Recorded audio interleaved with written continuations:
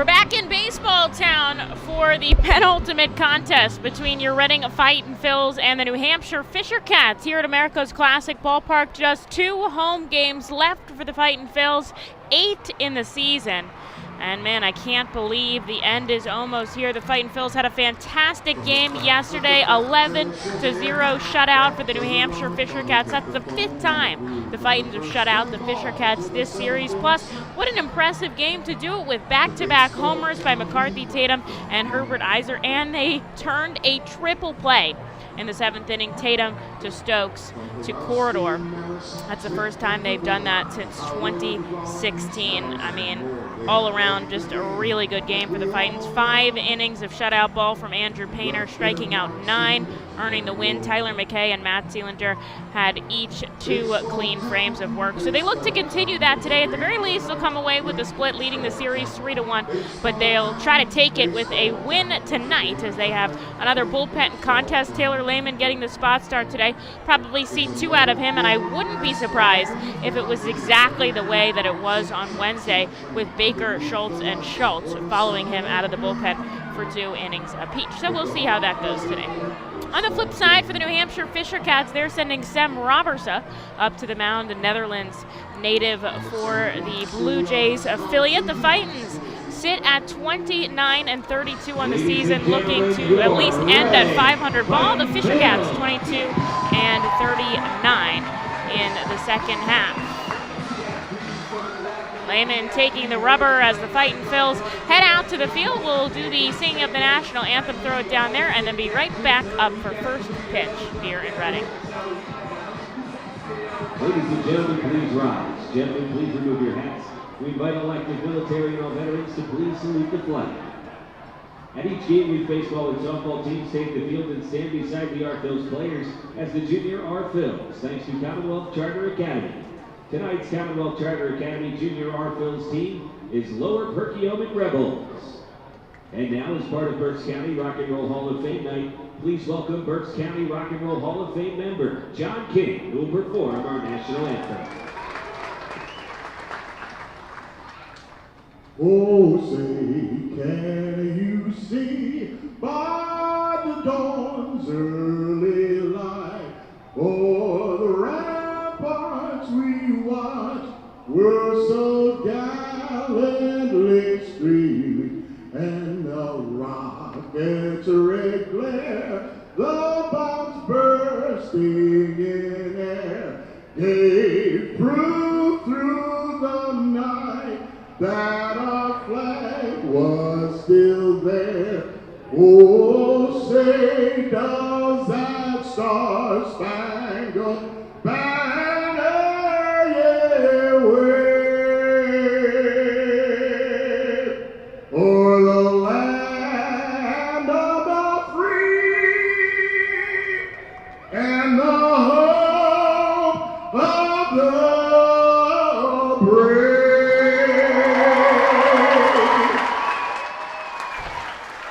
Getting ready for some baseball here in Reading, Pennsylvania, as your Fightin Phils take on the New Hampshire Fisher Cats, the Blue Jays affiliate here, for the 5th of 6 games in the series, wrapping things up with 131 out of 138 this summer. The Fightins will have Taylor Lehman out here for a bullpen contest. This is his 3rd spot start in a row, and he has done impeccable work since then, and I'm hoping to see the same out of him today. I honestly think that we will. He's had such an impressive season coming back from Tommy John surgery. His ERA doesn't showcase what he's done. It's a 4.60, but that was just one outing where he gave up 6 runs. The rest of it has been just 2 runs the entire summer, and that's dating back to about the end of July when he came off of the rehab list, but still throwing 15 2/3 innings and getting the spot start here tonight. He'll be throwing to Jack Conley back behind the plate. Ethan Wilson out in left field today, re-entering after being hit in the foot. Luckily, did not have to go on the injured list, did not have any issues, just back in the lineup here today after a night off. Johan Rojas in center and Carlos De La Cruz in right field. McCarthy Tatum over at the hot corner, Madison Stokes and Wendell Rijo, your middle infielders, and Aldrum Corridor is over at first today. Cam Eaton will be leading things off today. Zach Cook batting second, Addison Barger in the 3-hole, and Orelvis Martinez re-enters the lineup. He'll be in the cleanup spot. Phil Clark catching, Sebastian Espino batting sixth, and then Will Robertson, Hugo Cardona, and Angel Del Rosario 7 through 9. A roster move for the Fisher Cats as John Aiello got the promotion to AAA, obviously well-deserved, batting over 300 here in AA. And a call-up from rookie ball for the Fisher Cats, Robert Robertson, getting the call to AA.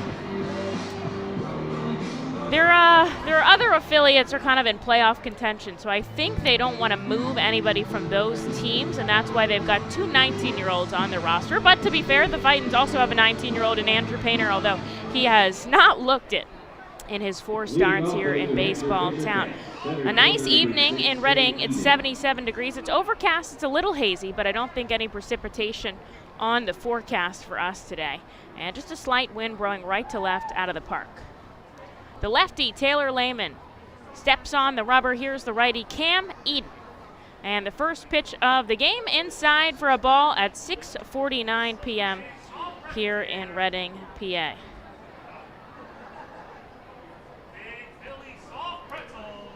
Middle infielders back deep. The corner infielders playing in. Lehman hits on the inside corner, 92 with the fastball.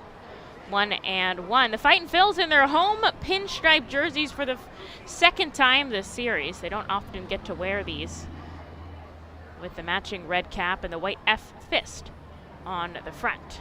Here's the 1-1 from the southpaw, up and away. The Fisher Cats change into their navy tops with the matching navy caps and the Fisher Cat logo on the front, and their road gray pants.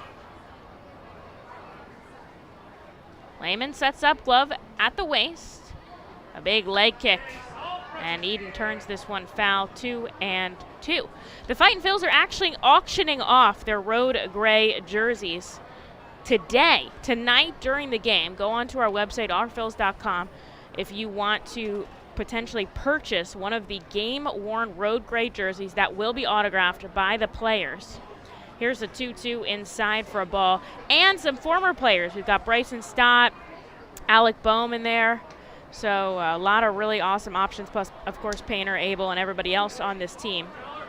And they won't have them for the road next week, but that's okay. We've got plenty of other jerseys to wear down in Altoona. They'll be purchasing new ones of those next year. Here's the payoff pitch.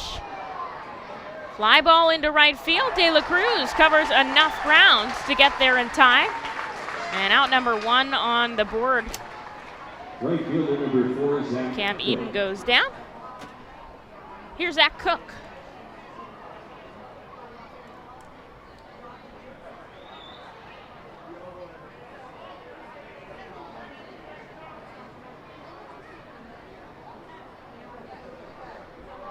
Lefty on lefty matchup here. Cook slipping under the Mendoza line, a 186 batting average. Takes an off-speed pitch upstairs.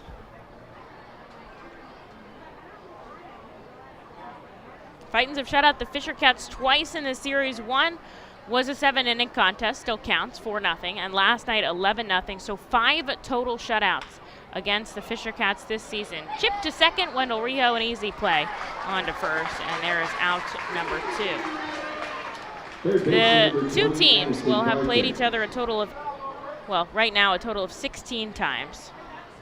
And in 10 of those 16 times, the Fisher Cats have scored 2 runs or less, and obviously in 5 of those, they've scored 0 runs. So we'll see how the next 2 contests pan out. But for some reason or another, the Fightins have the Fisher Cats number, and I'm not mad about it. Lehman, 2 quick outs here in the first, no score in baseball town. Lefty sees another lefty in Addison Barger, who has walloped the Fightins this week. He's really the only one that's been getting hits. They only had 6 hits yesterday. He got 1 of them. Day before, he had 3 doubles. Here's the 0-1 upstairs. Sky's darkening a little bit quicker nowadays, especially as summer starts to come to a close. And so the lights are already on at this ballpark. And with an overcast sky, certainly darker than usual.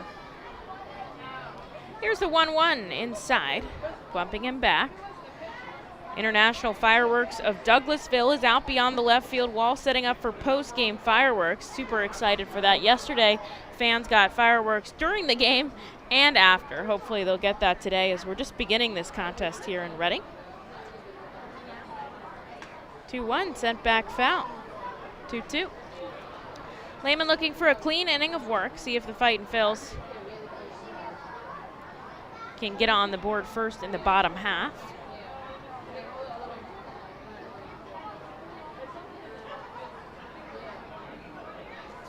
Infield, outfield, back dip, deep, a little shaded to the right. Barger sacks this foul into the stands, and he'll keep his count. Good crowd here at FirstEnergy Stadium. Last Saturday of the season, and the Fightin' Phils fans have packed the park. Pool area completely filled down in right field. So is that left field picnic deck. I hope we see a couple of Fightin's home runs in there today. 2 outs for Taylor Lehman, the 2-2. Some high heat, 92 upstairs, and Barger goes down swinging. Lehman caps off a clean inning with a strikeout, and he sends down the Fisher Cats on 14 pitches. Scoreless onto the bottom of the first we go in Reading. Hey there, Fightin' fans. Hope you've been enjoying the game so far. The Reading Fightin' Phils are pleased to present you with their classic game program, all electronically. This program has information on the coaching staff, player roster, and front office staff. It also includes feature stories and alumni reports on all of your favorite guys who spend time in baseball town. Visit ourphils.com/programs to check it out. Our Phils fans can continue to expect great performances all season long on the Burke's Commercial Roofing stage. It's the home of great local talent, including the Our Phils mascot band. Burke's Commercial Roofing prides itself on being a locally owned and operated company that puts an emphasis on customer service. They provide free on-site estimates and can handle any size repair, restoration, or replacement. Visit burkscommercialroofing.com or call 610-717-3949 for more information. And don't forget to sit back, relax, and enjoy the show at the Burke's Commercial Roofing stage at America's Classic Ballpark. At Savage 61, our goal is to assist you in making a confident decision. Our friendly professional staff members are available to answer your questions and listen to your needs. Whether you're shopping for a new or pre-owned vehicle, we're ready to help you with your search. Visit our dealership on Pottsville Pike. Taylor Lehman set down the side on 13 pitches in the top of the first inning. And so on to the bottom half we go, scoreless here in baseball town. Reading looking to get on the board first. They'll have Johan Rojas leading it off, Carlos De La Cruz, Wendell Rijo, and Aldrum Corridor rounding out the fourth spot. Ethan Wilson batting fifth, Kevin Vicuña in the designated hitter role batting sixth, and then McCarthy Tatum, Jack Conley, and Madison Stokes. Sem Robertson on the rubber for the New Hampshire Fisher Cats, the top prospect for the Blue Jays, ranked number 7 overall on their list. He'll be throwing to Phil Clark back behind the plate. The first pitch outside. Hugo Cardona out in left field. Cam Eden in center, and Zach Cook is in right. Addison Barger over at the hot corner. Or Elvis Martinez back at shortstop. As the offering comes in at the knees, a called strike. Angel Del Rosario making his second start in Double-A out at second base, and Sebastian Espino staying put over at first. Hefty swinging strike by Rojas as Robertson goes off speed 1 and 2. Evan Johnson calling the balls and strikes back behind the plate today. The crew chief Michael Snover down the third baseline, and Ray Valera manning the first base territory. Do I have that right? Looks like Valero's at third. Now that I'm looking at them, kind of know what they look like in person. I've seen them a couple times. It's interesting to see umpires outside of their uniforms, I'll tell you that. 2 balls and 2 strikes. I'm going to pull up the rotation they gave me as Rojas chips this back foul.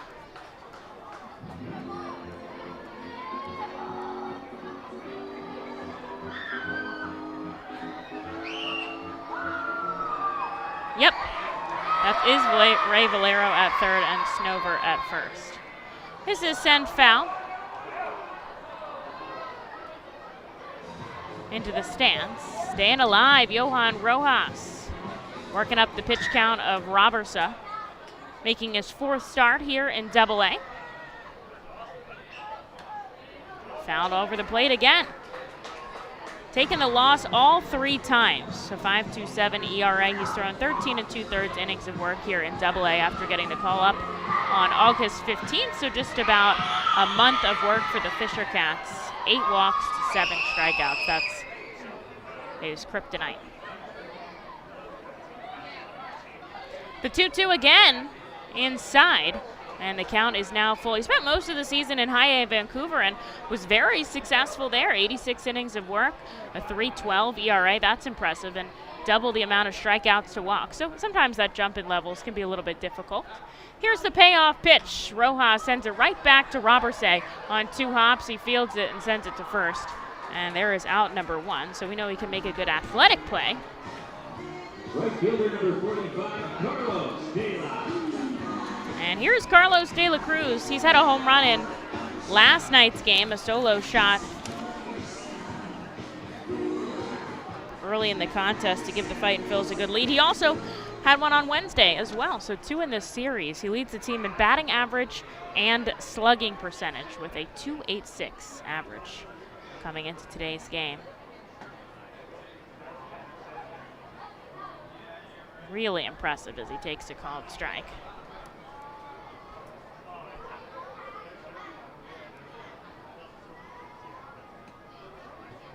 Outside, ball and a strike. Robertson, an interesting storyline to get where he is coming out of the Netherlands. There's been only 11 professional baseball players, like MLB players from the Netherlands, as Carlos De La Cruz slams this right back where he came from. A ground ball up the middle, and the Fightin' Phils get the first hit of the game. De La Cruz sends it to no man's land, just to the left of second base. And it gets in for Wendell Rijo to come up. Runner on first, and 1 away.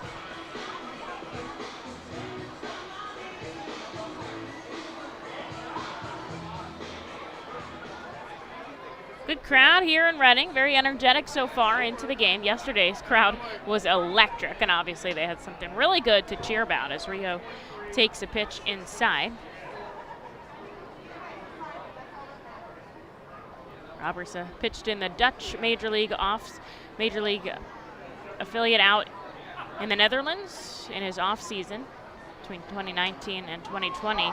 Rijo bloops this to the first baseman, and coming in easily making the catch is Espino. First baseman number 40, Altra Corridor. What I think the Blue Jays like most about Robertson, and what I find interesting as well, is there's so much untapped potential. I was listening to an interview that one of his coaches in the system had done, saying I think the direct quote was, he hasn't been coached out of his natural talent, which I find really interesting way to put that as De La Cruz shuffles off the bag. Here's Aldrin Corridor, who takes a called strike inside. You know, sometimes there's such a mold that they try to shape you in. You know, the best players do this, this, and this, and we want you to do this, this, and this. Here's the 0-1, sent foul down the left field line, down 0-2 now.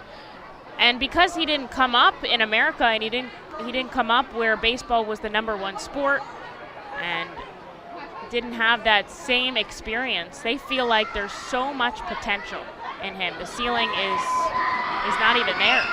You don't know what it is. Pickoff attempt over to first. De La Cruz diving back. 2 outs here in the bottom of the first, scoreless.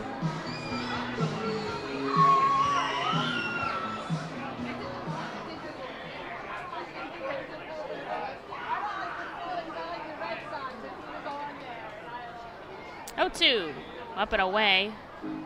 Good take by Aldrin. Leads the team in RBIs with 66 and has been a really great addition to this organization. He's a free agent, so I hope, you know, if he's not back with us, I hope he's back with us. But if he's not, I'm sure he'll have his feet settled under him elsewhere.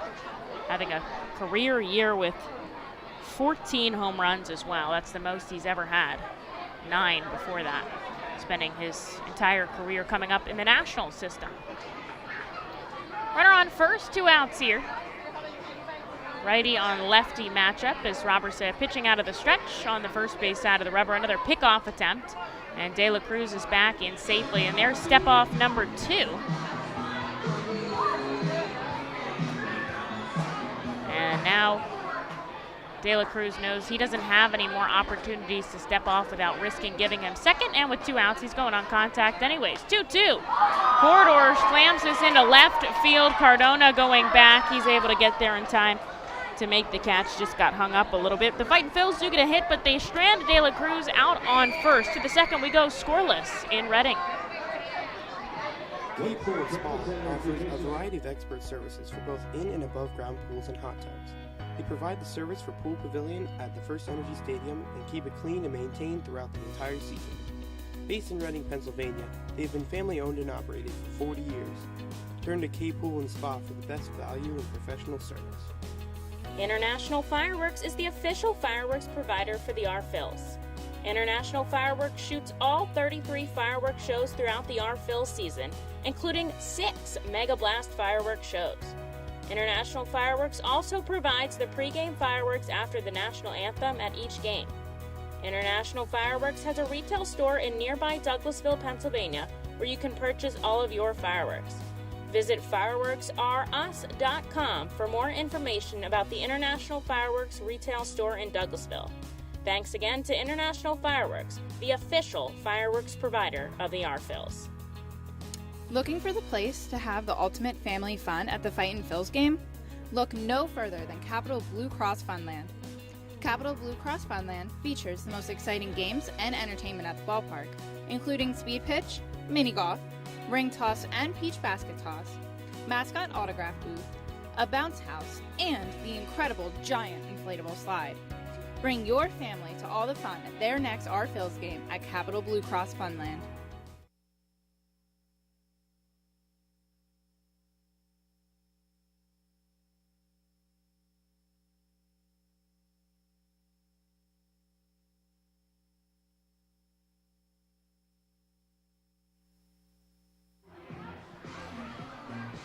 Scoreless we go into the top of the second. Taylor Lehman sat down the Fisher Cats in order in the first on just a total of 14 pitches, and he's going to get a second inning, probably 2 per person here in this bullpen game, but I guess we'll see how it goes as Elvis Martinez, Phil Clark, and Sebastian Espino are due up in a scoreless ball game. Lehman comes home at the knees, 93 with a fastball for a strike. Field looks perfect today. Frustrating rain on Tuesday, but it definitely needed it around here. We haven't had much rain on the East Coast in a little bit of time, and some tomorrow. Hopefully we'll be able to get in that game. Wrap things up at America's Classic Ballpark for the summer. Here's the 1-1 inside. Martinez had the night off yesterday, batting .206 with 85 hits. He does have 73 RBIs, so he gets those hits in pretty important situations. Infield, outfield, back deep. The 2-1 swinging strike. That evens the count. Got to check in with the Big Phils. They got an earlier start than us at Citizens Bank Park. They're down 2-0 to the Washington Nationals in the bottom of the 3rd inning. There's a ball inside. The count is now full. Phillies got a big performance out of Dalton Guthrie yesterday. So happy for him. The former Fightin' Phil was here in 2021, making his big league debut a couple days ago, but he recorded his first hit last night, an RBI single. This is a ground ball over to third, but it's foul. And then he had another one later in the game, which ended up being, 2 really big runs for the Phillies in kind of not a must-win game, but getting to the point where down the stretch every win matters, especially against a losing team. No offense, like the Nationals. And it was really exciting to see it happen such a young And great guy. There's ball 4 upstairs, and Lehman's going to walk a batter here to start off the second. It's always fun when former Fightins make their debuts. We've had quite a number of them this season, and they've all went pretty well. I mean, Dalton Guthrie, Derek Hall, Bryson Stott made his debut this year, Bobby Rossman, Francisco Morales, Simone Muzziotti. 6 off the top of my head. That's pretty good. Rolled down the third baseline, foul. Clark from the left side got just a piece of it. The Lehigh Valley Iron Pigs playing Worcester. They're up 1-0 with a long ball haul. Derek Hall, his 23rd home run in AAA. So that's just for the Iron Pigs, not including his big league homers this season. Jersey Shore scoreless in the top of the first against Aberdeen, the Orioles affiliate, and Clearwater finally getting a game after being rained out the past few nights. This is sent back foul. Down 0-1. They get so much rain there, it's crazy. Thank you, safety Ed.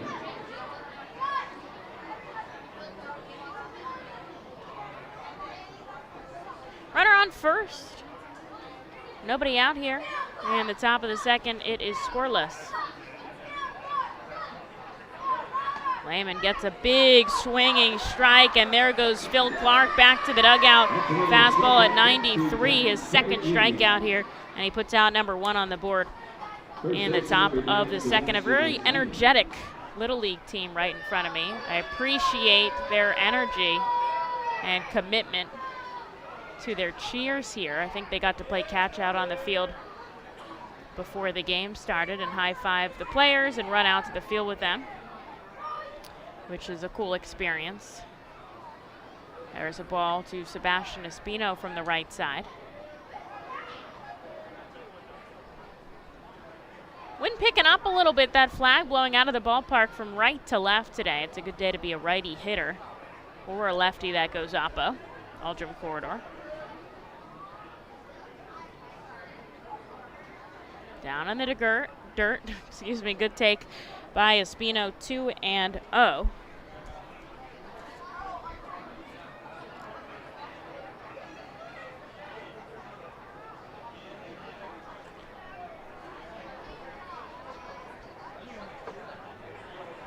Lehman getting the sign from Jack Conley back behind the plate. This was the battery back in game 2 of the doubleheader on Wednesday night. Here's the 2-0. Slow roller to second. Rijo's just going to get the play at first there. Just too slow moving for him to try to turn 2, although he did think about it, but I think he ended up making the right decision and just getting the out that was given to him. Martinez does shift over to second, but now there's 2 outs here for the designated hitter, Will Robertson. Robertson 1 for 2 yesterday, also walked. He'll come in on the left side. A lot of lefties in this Fisher Cats lineup.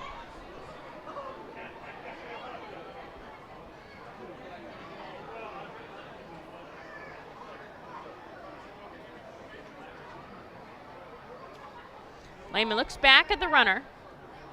Stokes nearing the bag at second, but he's really more focused on the batter as he gets a first pitch strike at the knees. A big day yesterday for Andrew Painter as he reached 99 2/3 innings pitched this summer over 3 levels, a 1.17 ERA. That's insane. Here's the 0-1. Skied into shallow center field, racing in. Johan Rojas is there to make the catch. And although a leadoff walk for Taylor Lehman, he finishes the Fisher Cats and he sits them down, leaving a runner on second. Scoreless to the bottom half we go in Baseball Town.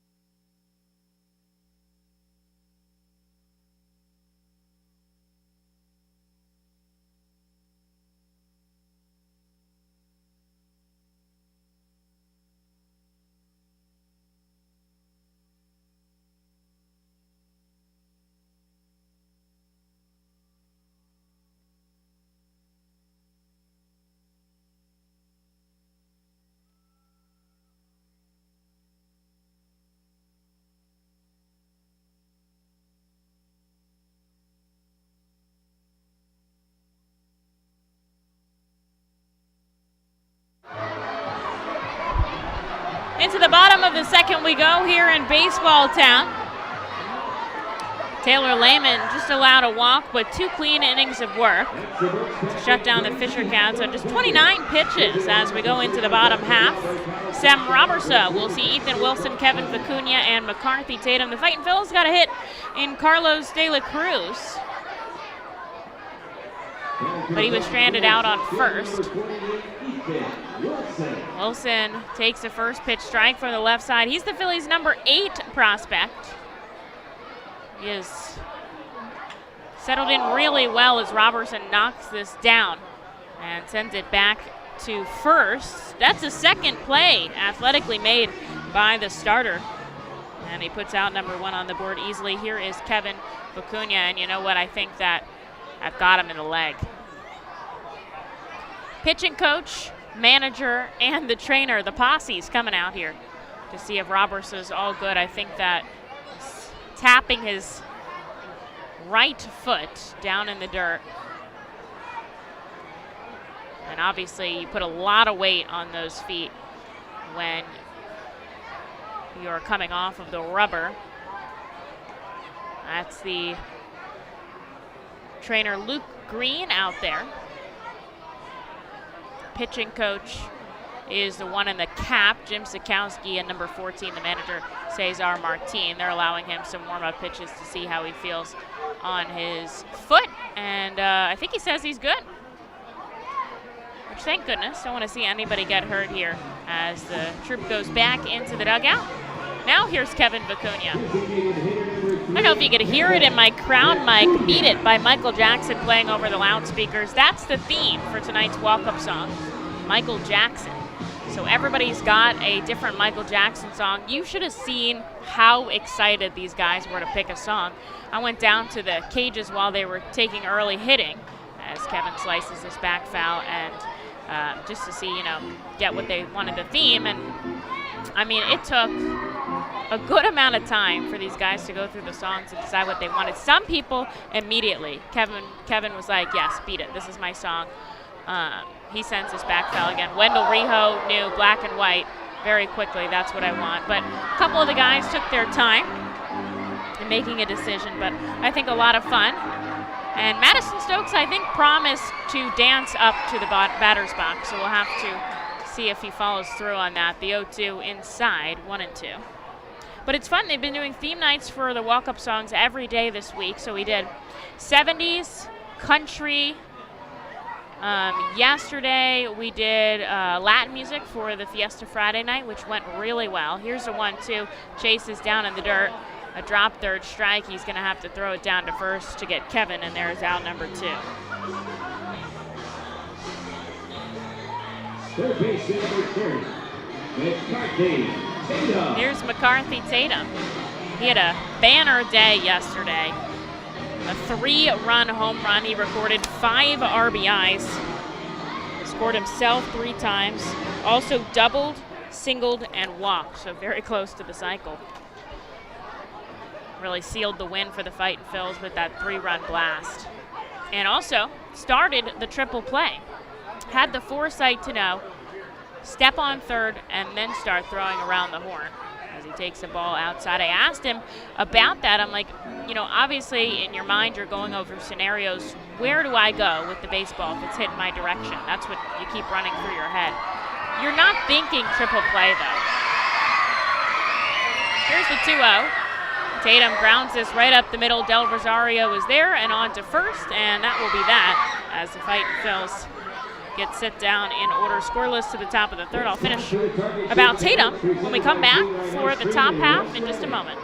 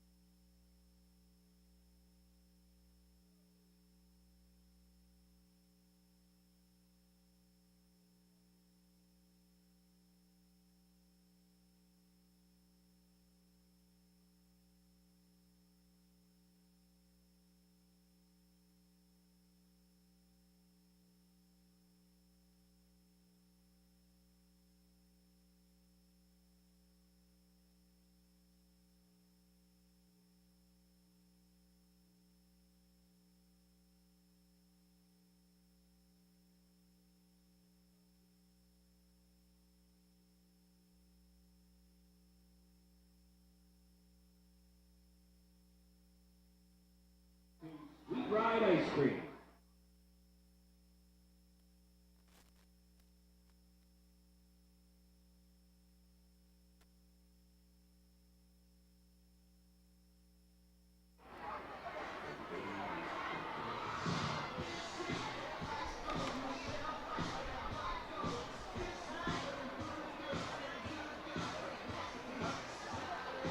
Here we go into the top of the third at FirstEnergy Stadium. The Fightin Phils have had one base runner in Carlos De La Cruz with the hit, and the Fisher Cats have had one base runner, Elvis Martinez, took a walk, but we are scoreless as we go into the top of the third. It'll be Hugo Cardona, Angel Del Rosario, and the top of the order, and Cam Eden. And Taylor Lehman's day is done after 2 innings of work. We see a friendly face on the mound we haven't seen in quite a bit of time. It is Braden Zarbniski after he was activated off of the injured list today. Happy to have him back in our bullpen. And the righty will take over for Taylor Lehman, who finished with 2 clean innings of work. No hits, no runs, just that 1 walk and 2 strikeouts on 29 offerings. And we'll probably, I would think we'll see 2 from Zarb, but maybe coming back from an injury, perhaps just 1, depending on how things go. Got in a bullpen, I want to say Tuesday, and everything went well according to plan there. He looks really good, so getting activated off the injured list for the final few games of the season. Been on it for quite some time, back to July 29th. So this is taken out to left center field. Wilson, Rojas, and they watch it fly. Hugo Cardona, a solo shot to left center field. And the Fisher Cats put a run on the board here. That's his first home run in Double-A. It is now 1-0 New Hampshire. So he takes Braden Zarbniski deep. Got a hold of that, sending it all the way out to the video board. If you hear a lot of cheering in front of me, it's not for the home run for the opponents. It's because Screwball, the Fightin Phils mascot, is right down in front of me, and there is a whole horde of children chasing him. Here's Angel Del Rosario. Takes the first pitch strike. Del Rosario making his second start here after being called up earlier this week.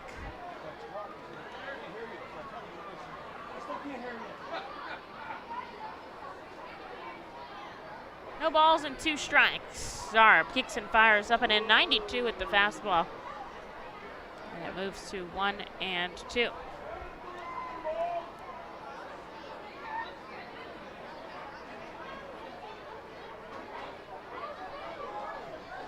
Just looking for that outside corner. He doesn't get the call from Evan Johnson back behind the plate.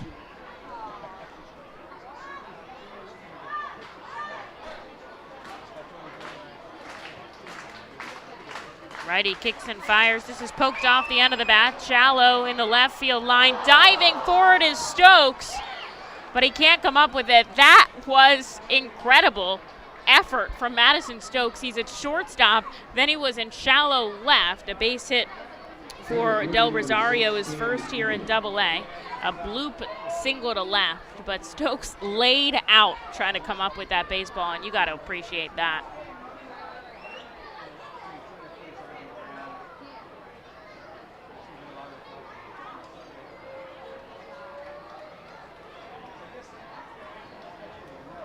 So a runner on first with nobody out. Top of the order for Cam Eden. The Fisher Cats lead 1-0 with Cardona's home run.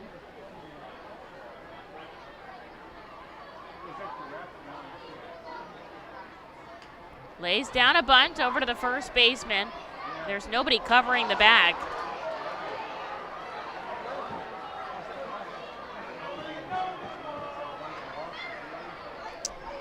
And safe at first is Cam Eden. Corridor came in to field that. It's Zarb to cover, or Zarb feels it and throws it to Corridor. Rio was deep in the hole at second. He couldn't get to the bag in time, and that puts 2 on. And still nobody out here for Zach Cook. Fighting the plate so well defensively, and while they don't get an error for that, it goes in as a bunt single. It's a play you got to make. inside. 1-0. Before he was placed on the injured list, Zarniski had become a really important part of the back end of the Fightin's bullpen. Really shut down. Late reliever in close situations. He pitched in 41 innings of work in 28 games for a 4.39 ERA, averaging over a strikeout a frame. Ball and a strike here to Zach Cook. This is sent back foul, down 1-2. Just the second professional season of baseball for Zarniski after being signed out of West Virginia University and in Marietta, Georgia. We did see him here a little bit in Reading last summer. He also ended the season in Lehigh Valley, so got some AAA experience as well. But he's been with us from our opening day roster. Runner on second, Del Rosario. And runner on first. That's another strikeout thanks to Diamond Credit Union. And Zach Cook strikes out swinging, so there is out number one here. And maybe that'll give Zarb a sigh of relief. Sometimes you just need the first one to settle in. It's been a long time since he's faced live competition outside of that sim game.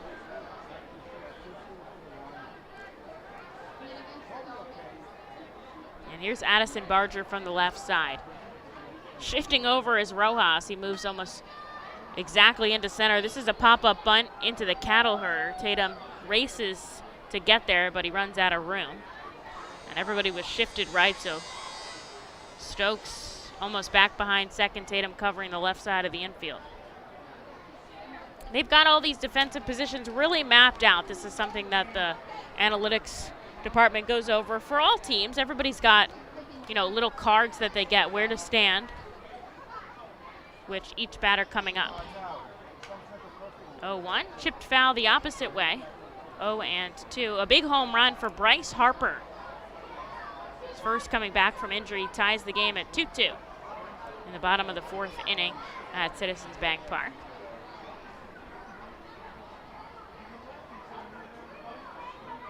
Zarniski coming set, glove at the chest, 2 on and 1 out, but a force at every base as Barger chases high heat. Back-to-back strikeouts for Zarniski as he goes 93 upstairs. And there's 2 outs on the board as he is settling in here in the top of the third. Just a 1-run ball game. The Fisher Cats lead on Cardona's solo shot. And here's Aurelvis Martinez, who walked to reach back in the second.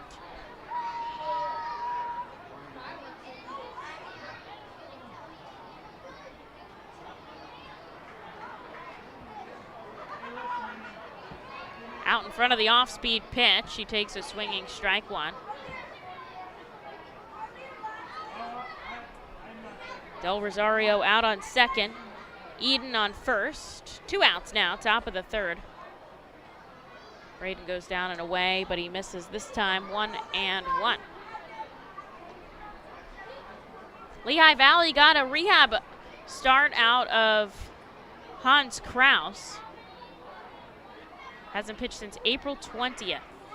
Back maybe for the end of the season as this is fouled into the stands. Kraus 2 2/3 innings of work, 4 hits, 2 runs, no walks, 4 strikeouts, and Trevor Betancourt will come in for relief after 48 offerings.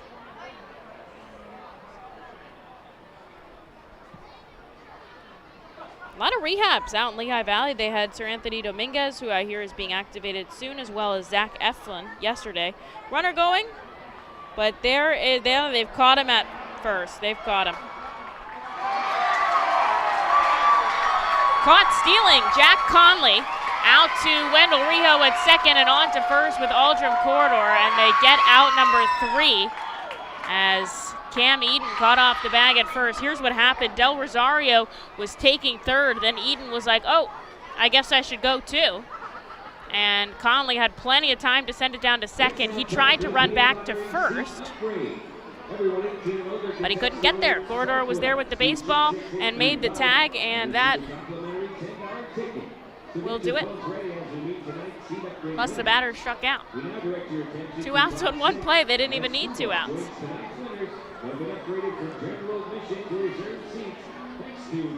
All right. The Fisher Cats lead 1-0 on to the bottom of the 3rd.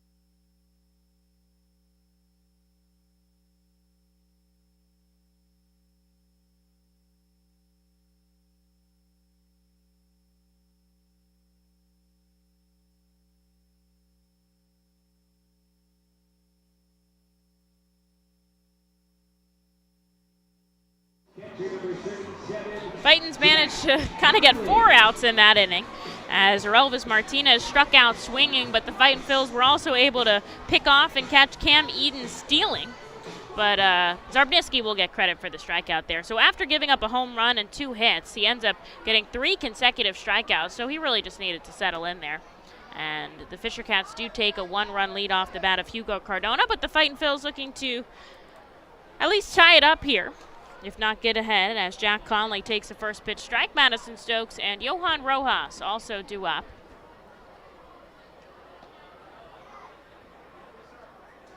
Conley ball and a strike here, getting to catch Taylor Lehman today. Also caught him in the doubleheader. This is sent back foul into the stands. Good catch made by a fan on the top row there in the main grandstand.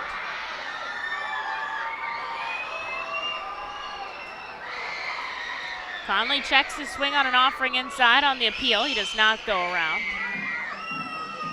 2-2. Fightin Phils have 1 hit from Carlos De La Cruz. Back in the first, he was stranded on the base paths. A full windup from Robertse, pitch number 32. Conley grounds foul down the left side.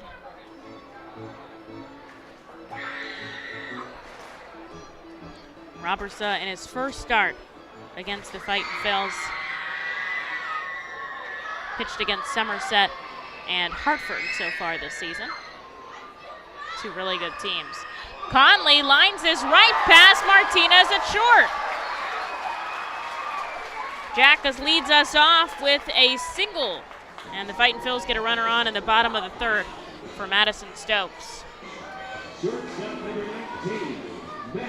Martinez trying to make an agile play, but the baseball was just too far out of his reach. And here is Madison Stokes. When he got a hit in last night's contest, he rounded out everybody in the starting 9, getting a hit. Not just reaching base, but getting a hit, which I think is really cool when it's an entire team effort. That's the 3rd time the Fightin Phils have done that this summer. The last time they did it was actually just a week or so ago on September 3rd at Hartford in an 11-2 win. A lot of runs when everybody in the starting 9 gets a hit. Stokes dribbles this foul. Umpire says it touched the plate. The catcher, Clark, was looking to try to maybe make something out of it, but he can't. 0-2 now to Stokes.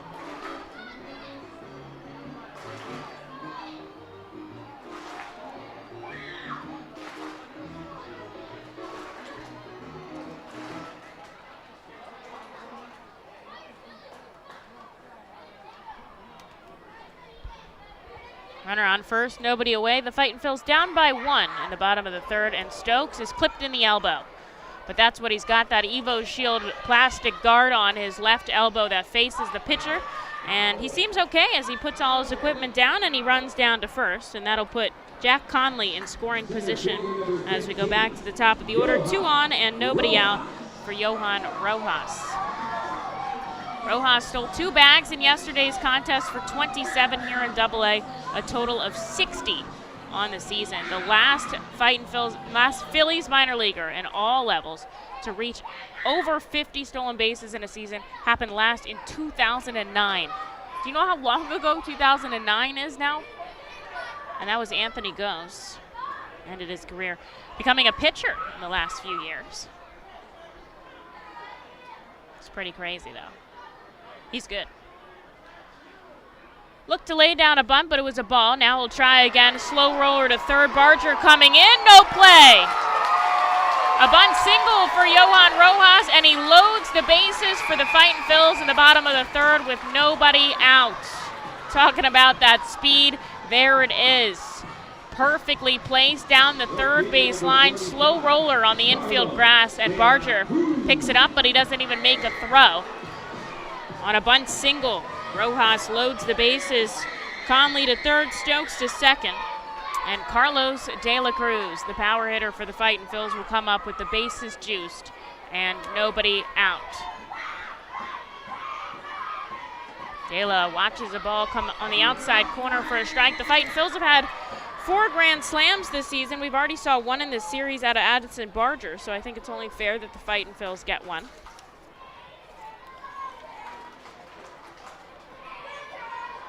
Ortiz had 2, O'Hoppe and Corridor.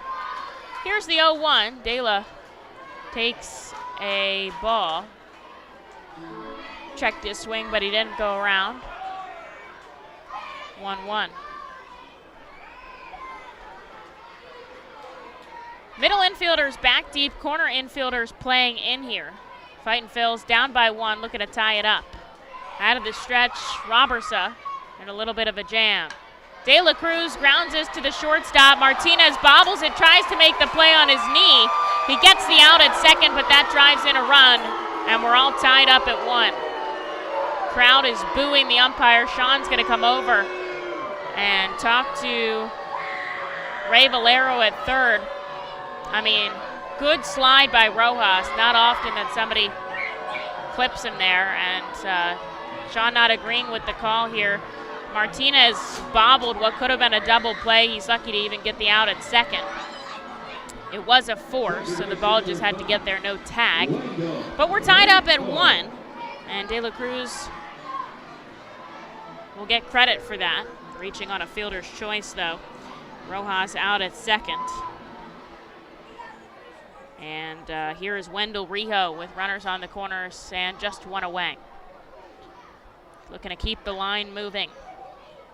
Rijo takes a pitch way inside, almost hits him in the kneecap. Popped up to the first baseman his last time. Both teams now 1 run on 3 hits, but the Fightin' Phils still threatening in the bottom of the third, trying to take this lead. I wonder if De La might go to second here with a runner on third. We'll see if Clark would even throw down. There's a ball in the dirt. Sometimes they just kind of take a defensive indifference instead of trying to make that throw. You miss, or Stokes gets a really good lead at third. Tries to come home on a throw down to second. You never know. 2-0 to Wendell Rijo. Inside again, 3-0, and Robertsa in danger of loading the bases for Aldrum Corridor.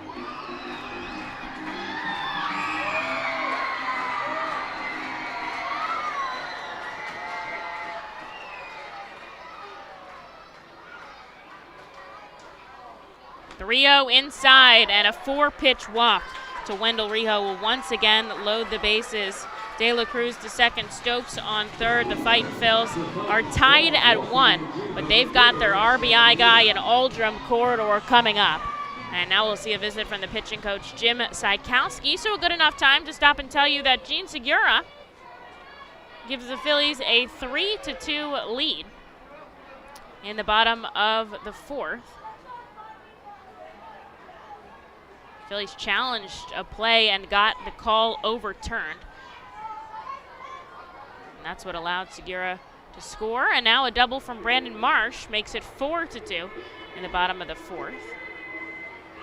But in our game, we're tied at 1 apiece. The Fightin' Phils have the bases loaded. Stokes, De La Cruz, and Rijo left to right across the diamond here, the infield, talking to Robertsa with Aldrum Corridor up. And there's only 1 out here in the bottom of the 3rd. Reading seeing if they could dig into the starter here. They've already got Robertsa up to 46 offerings. First baseman Aldrin Corridor. Here's Aldrin Corridor. Already had a grand slam once this season. Looking for his 15th home run. I know he wants that before the season ends. This would be a magical one. Takes a called strike inside. He lined out to left his first time up. His last grand slam on June 8th. Against Altoona. Here's the 0-1. Sends it back foul down 0-2. Ethan Wilson waiting in the on-deck circle. There's just one out. That foul ball hit in next to Center Street. Safety end, safety net. Thank you, safety end.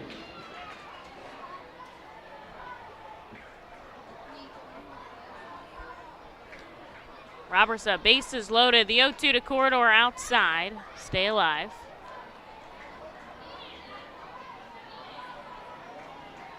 Reading has tied it up already in this inning. Don't want to waste another opportunity with the bases juiced.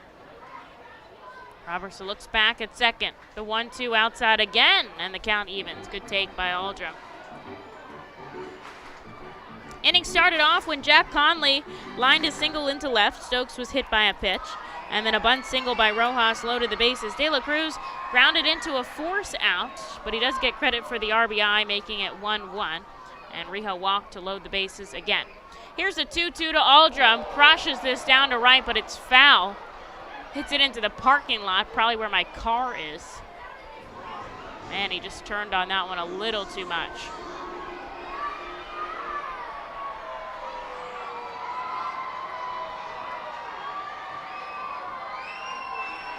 Robertsa gets the sign from Clark. Bases loaded again, the 2-2. Inside, fastball 91 misses, full count. Aldrin has now worked an 0-2 count to full. He's been very patient here in the second half, waiting for a pitch he can do damage with.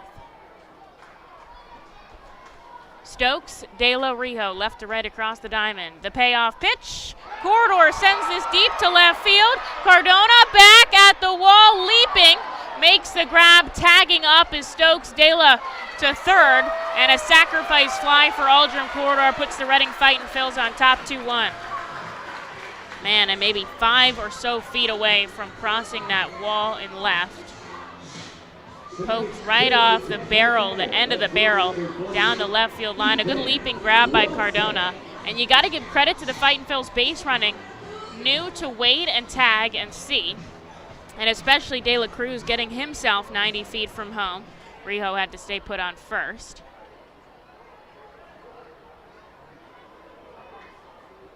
And here is Ethan Wilson from the left side. Takes a ball below the knees. Grounded back to the pitcher his first time out. Fightin' Phils now up 2-1 in the bottom of the third. I don't know what Barger's coming over there to do. They want a fresh baseball. That one touched the ground, and he was cleaning his cleats off. Somebody new warming up in the bullpen for the Fightins. Looks like Andrew Baker will be due up next. Seeing if they can give him some run support here. The 1-0 to Ethan Wilson popped up left side just beyond the infield. Barger going back. He's there to make the grab, and that will do it. But the Fightin' Phils pick up 2 runs on 2 hits, a walk and a hit by pitch, a sacrifice fly from Corridor. Wow, a lot went on in that inning. And they lead by 1 as we go into the 4th in Reading. There you are in the great wide open when you hear it. Dinner time. When you're hungry, you're not going to let 5,000 feet of mountain get in your way. And if they try, that's what Kia's lineup of exceptionally capable SUVs with available all-wheel drive is for. The Telluride, Sorento, Sportage, and Seltos are how you know we take this pretty seriously. The SUVs and the dinner. Hurry into your local Kia dealer today. Kia, movement that inspires. Visit kia.com for details. Always drive safely.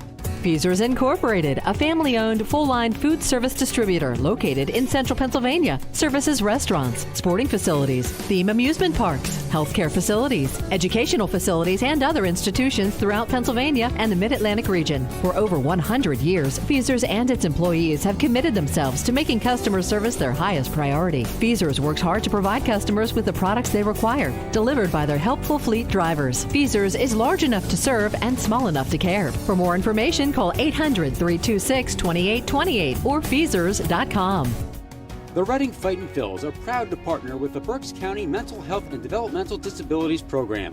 Together, we are striking out the stigma in order to raise community awareness about mental illness and the prevention of suicide. With 3 simple words, "Are you okay?" the hope is to begin a conversation to show Berks County that we care. Suicide affects and hurts everyone, but help is here, and we'll work together to help raise awareness about suicide and identify what we can do as a community to prevent it. People in need of assistance and support should call Crisis Intervention at 610-236-0530. That's 610-236-0530.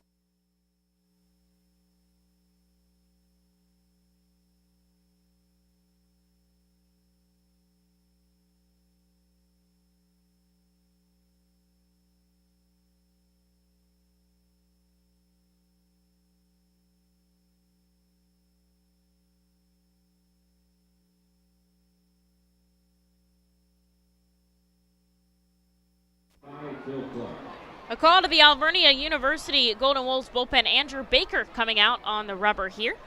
You'll see Phil Clark, Sebastian Espino, and Will Robertson. The Fightin' Phils put up 2 runs in the bottom of the 3rd, and so now they have a 1-run lead over the Fisher Cats, and we'll see if Baker can keep it that way as he misses outside to the catcher, hitting 100 on the radar gun with his fastball. We knew he could do triple digits, but nice to see that nice round number out in center field. 99 hits, checks his swing outside, no dice. Braden Darbniski finishes after 1 inning of work, 3 hits, 1 run, no walks, but he struck out 3 on 19 offerings and looked like settled in well. Here's the 2-0 by Baker, up and in, 3-0.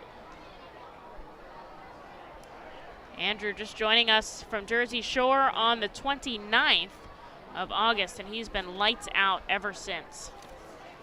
All scoreless appearances so far. 3-0 outside, a 4-pitch walk here to start it off to Phil Clark. First baseman number 9, Sebastian Espino. Here's Sebastian Espino with a runner on.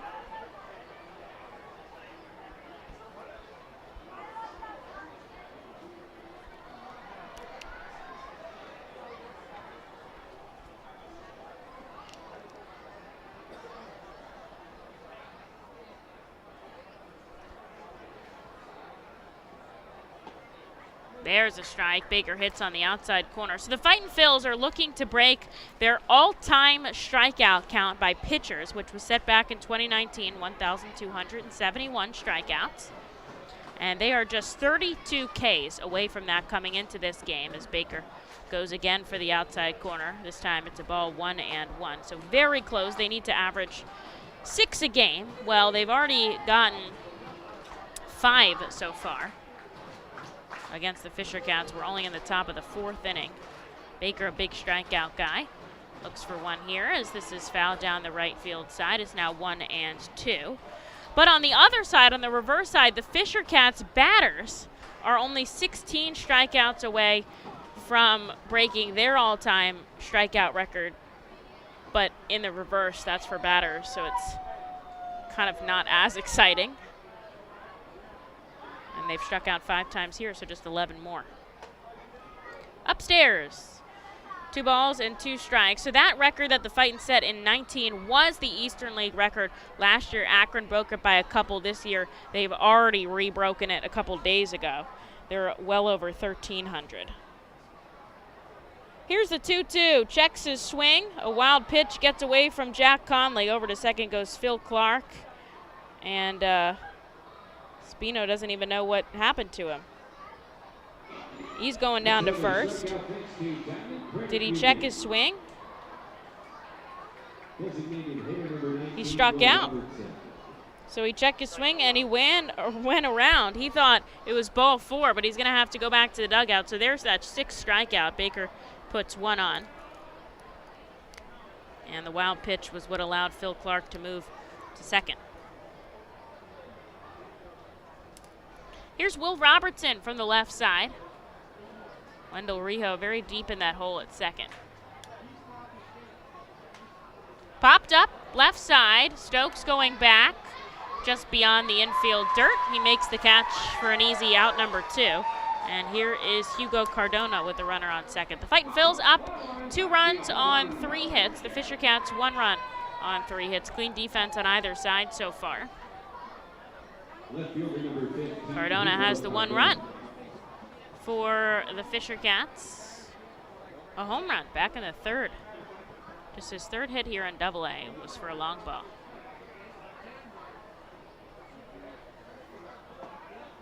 There's a called strike. Off speed goes Andrew Baker.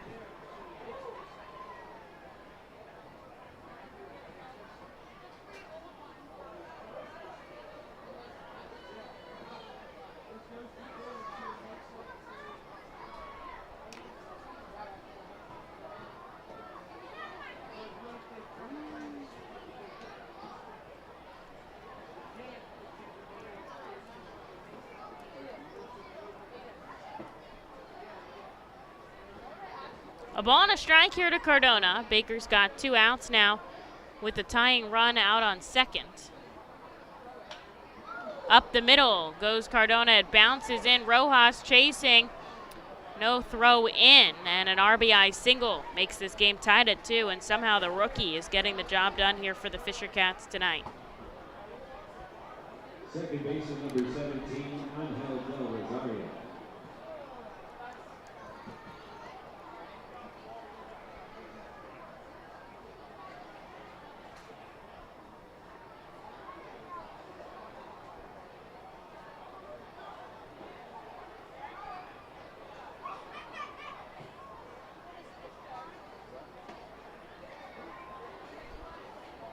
First pitch called strike. Baker had 3 scoreless appearances. Closed that now with a run in the top of the 3rd, but still very impressive in his beginnings of Double-A. Not a lot of innings thrown this summer as he goes outside 1-1.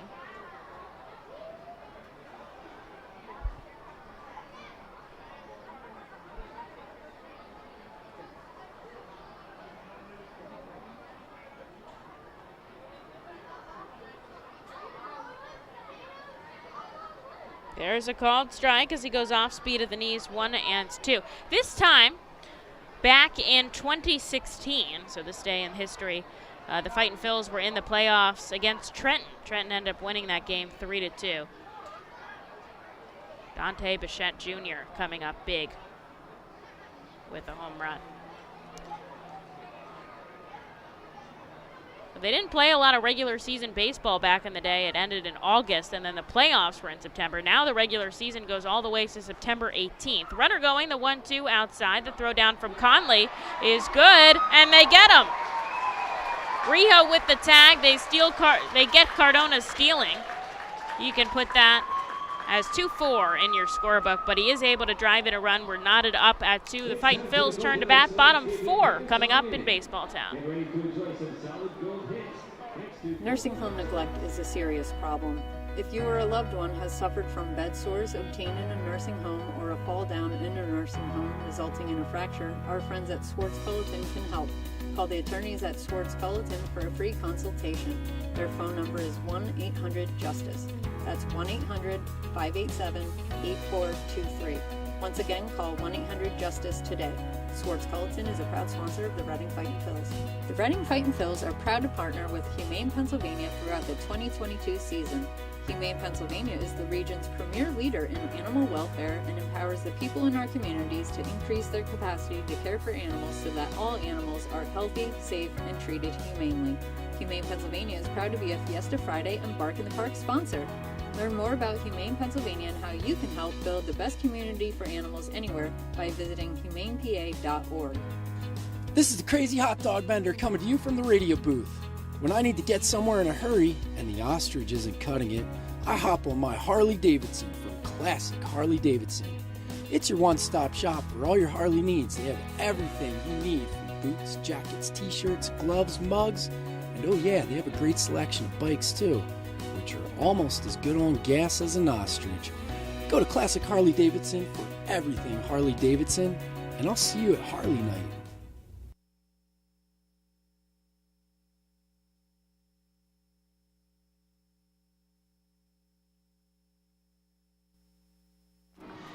Here we go to the bottom of the fourth, tied at now 2 apiece. The Fightin' Phils get the runs in the bottom half, but they give them back up immediately in the top half. But bright spot, a caught stealing by Jack Conley and Wendell Rijo get them out of the frame. As Kevin Vicuña leads off, taking back-to-back strikes, struck out his first time up. Robertson still in this game, 55 offerings for the righty reliever. His most that he's gotten to in this game is in the late 80s. He's pitched 7 innings a couple times, though, so when he's efficient, he is on fire, but he's not gotten into the 90s at all this summer. I think 84, 87 is the most that he's thrown in one outing. Here's the 1-2, sent foul into the Fisher Cats dugout. He's thrown a total of 103rd innings of work, so breaking that barrier is always a good milestone. 1-2 inside. Almost clips Kevin, but he gets out of the way in time.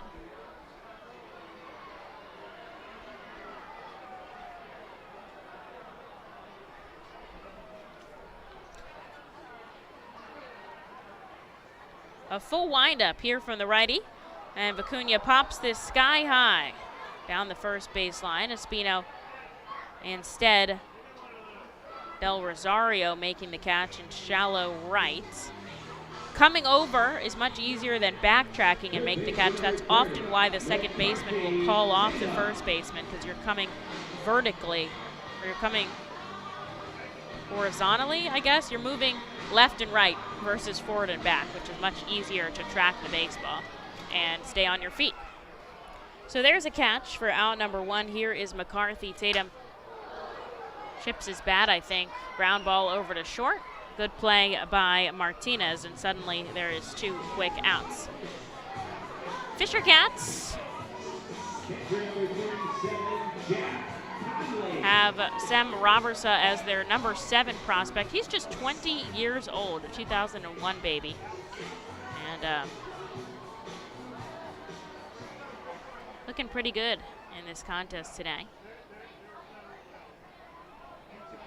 The coaching staff has praised his ability to take feedback and implement it on the mound,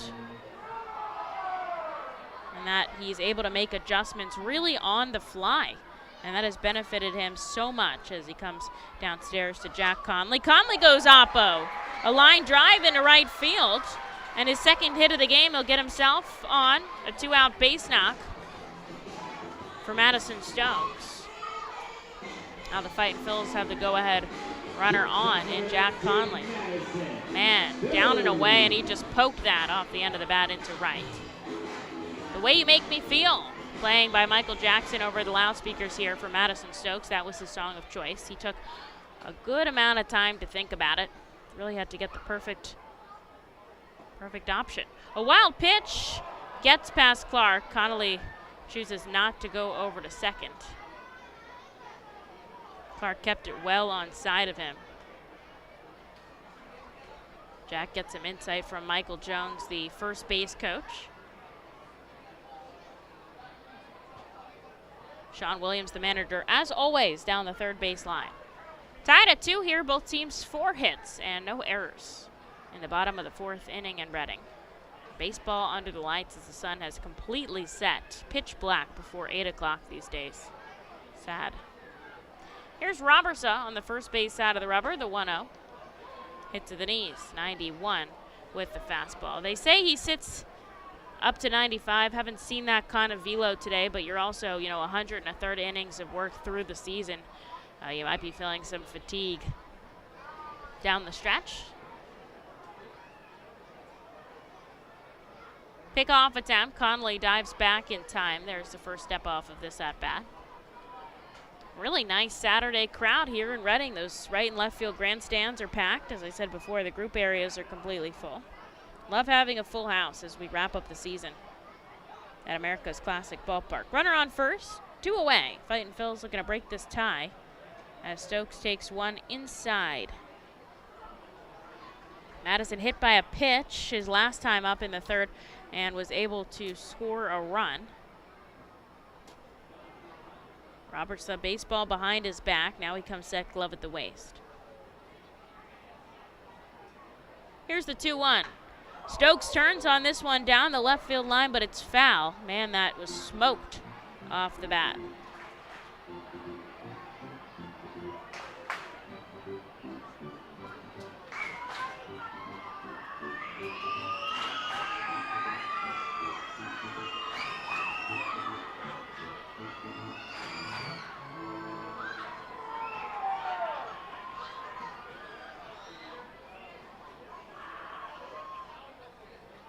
Runner on first, 2 away for the Fightins. And Stokes gets just a piece of it to stay alive. Nobody up in the Fightins bullpen, so safe to assume that Andrew Baker will get another inning of work. And no movement over for the Blue Jays. They want Robertsa to get out of this frame. Jack Conley on first in a 2-2 ball game.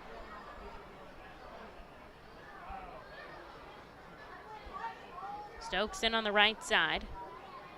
2 balls, 2 strikes, and 2 outs. Called strike 3 inside at the knees. And he clips that corner. Stokes not in agreement as he will strike out to end the inning. So that puts us in the top of the 5th, tied at 2. When the Reading Fightin' Phils get hungry, we turn to our team feed partners. Special thanks to Wild Missing Family Restaurant and Bakery, Squawk Cafe, Collegeville Italian Bakery Pizzeria, Jimmy G's Railroad House, Mimo's Italian Restaurant and Pizzeria, Jersey Mike's Subs, Klingers on Cressonia, and Subway for making sure the Fightin' Phils front office is never hungry on game day. Our staff enjoys delicious meals from our team feed partners, but don't take our word for it. Find out for yourself today. The Reading Fightin' Phil's birthday party package is the best way to celebrate a birthday. Whether you are a youngster or an adult, there is no better birthday than a Fightin's birthday. The Fightin's Fan Birthday Package is customizable for fans of any age and starts at just $120. Base packages include 10 general admission tickets to a Fightin's home game, an autographed baseball, and a VIP reserved parking spot. Fans can also add a wide variety of experiences and options to make sure your favorite Fightin's fan's birthday is a grand slam. To enjoy a perfectly crafted 1893 from the makers of Pepsi Cola, you must first appreciate its carefully selected ingredients. A dash of cola nut extract, a hint of real sugar, a splash of sparkling water, and a generous amount of attractive spokesperson. Trust me, I'm gorgeous. Cheers to 1893 boldly blended colas, a delicious balancing act of premium ingredients from the makers of Pepsi Cola.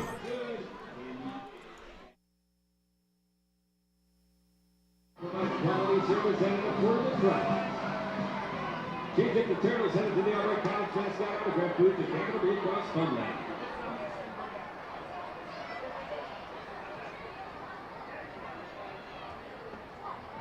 Batting for the Fisher Cats, second baseman number 17. Andrew Baker gets another inning of work in a tied ball game. He'll see Angel Del Rosario, who was batting in the last frame, but he'll get another opportunity as the runner was caught stealing while he was up. Takes a big swinging strike on a 99-mile-an-hour fastball. 0-2 the count. Here to Del Rosario. Baker looking down on the rubber. Gets a piece of it to stay alive. Walked a batter in the 4th. A wild pitch let him move to second, and a RBI single drove in the second run for the Fisher Cats. But a caught stealing ended that frame. Big hack upstairs, 98 by Andrew Baker. And there is out number 1 here in the 5th, strikeout number 2 for the number 30 prospect in the Phillies farm system, was just added earlier this week. He is very excited about that, as he should be. It's a really nice attribute for somebody who's had a really good season. It's a well-deserved recognition. Selected in the 11th round in 2021, so just his 2nd professional season. Goes way outside, 1-0.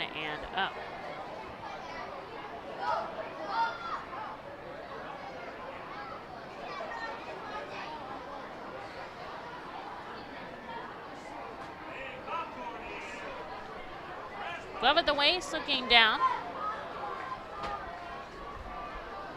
Gets a swinging strike out of Cam Eden. Infield back on that grass edge. That's as far back as you can go. And you've got to have 2 infielders to the left of the bag and 2 infielders to the right. There's one outside.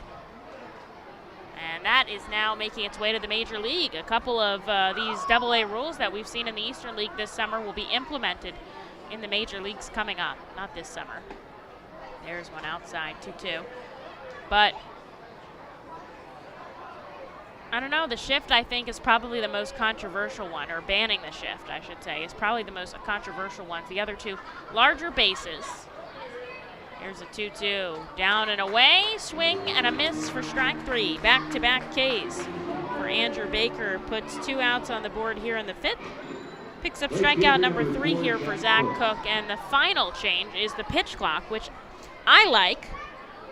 As far as it goes for players, I think once they've gotten used to it, they like it. I think the biggest thing with the pitch clock, the umpires have to have feel.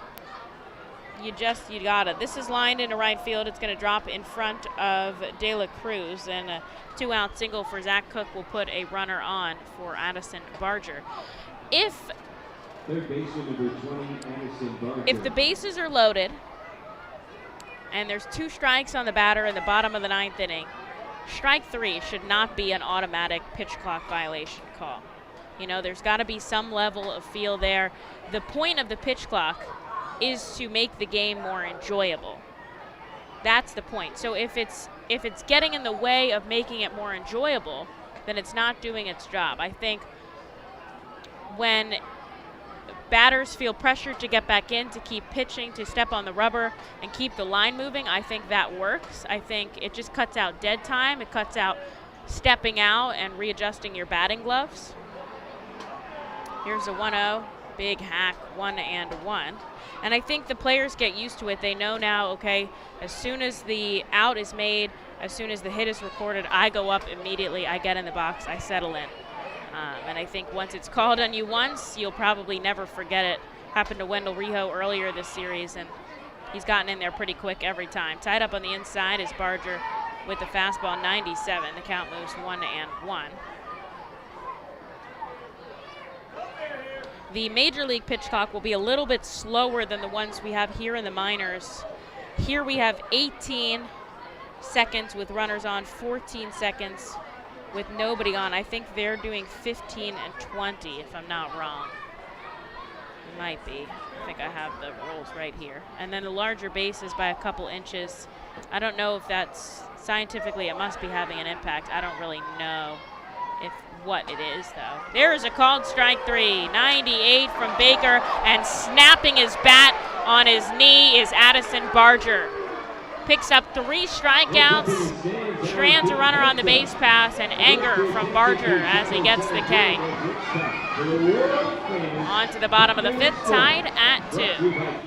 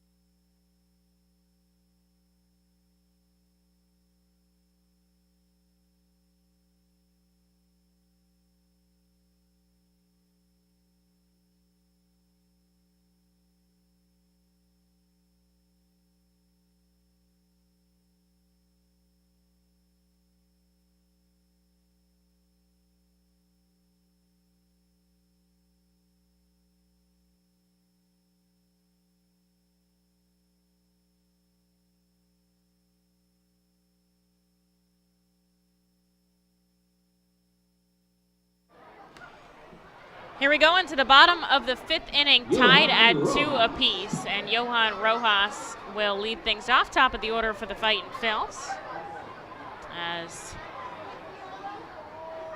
Rojas comes up 1 for 2 today, a bunt single in his last at-bat.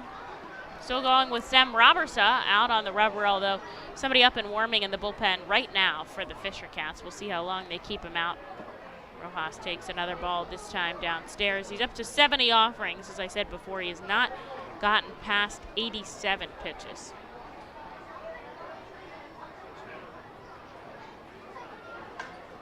Rojas, fly ball, left field.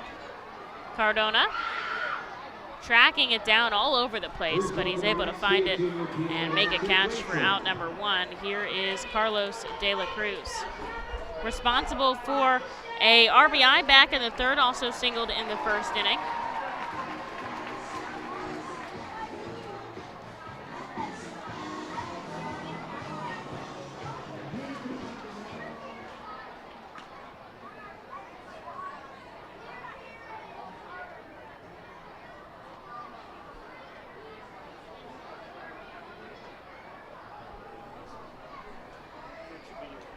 De La Cruz takes one outside, 1-0.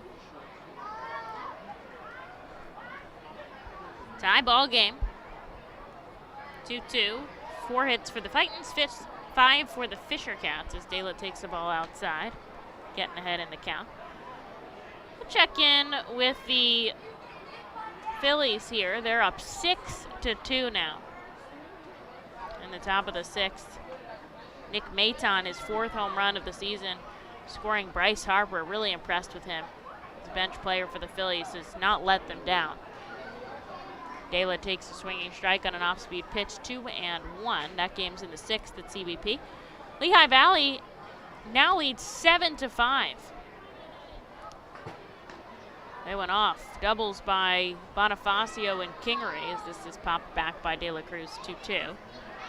And Derek Hall, an RBI single as well.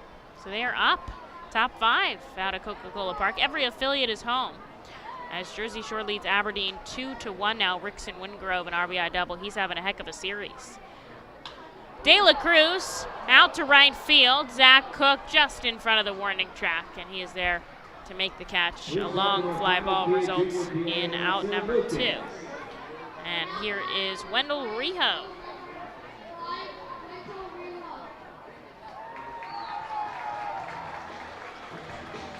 Rijo walked in his last at-bat, popped out to first, his first time up.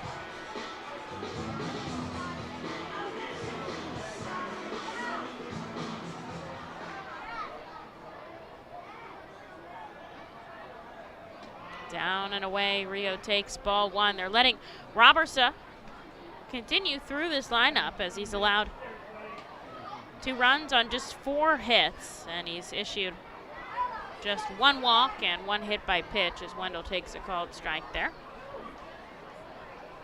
Fightins have Andrew Schultz warming up.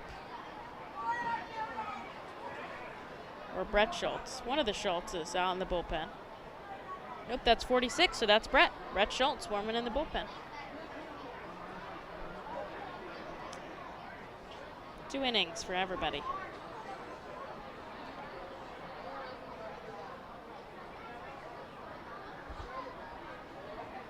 Big windup out of Robertsa. Down and away, Rijo checks his swing on the appeal. He does not go around. The Fisher Cats got the first run of the game in the top of the 3rd with Cardona's solo shot. The Fightin Phils took the lead in the bottom half on 2 hits, a walk, and a hit by pitch. Inside to Wendell, 3-1. Then the Fisher Cats tied it up in the 4th, an RBI single by Cardona again. So responsible for driving in both of the runs today.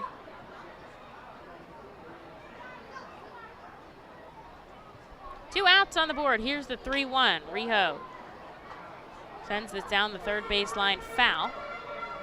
And now it's a full count.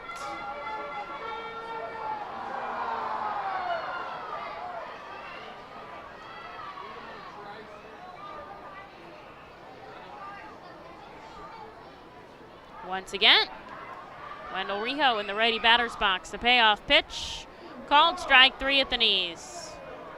A 1-2-3 inning for Sem Robersa. As we head into the 6th inning, we are still tied at 2. Tonight's unique snacks delivery of the game.